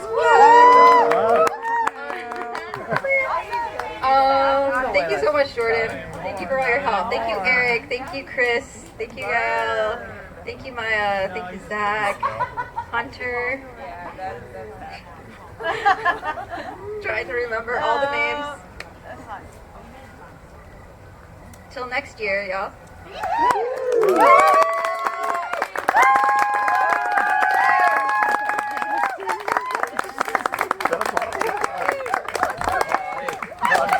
To the fire.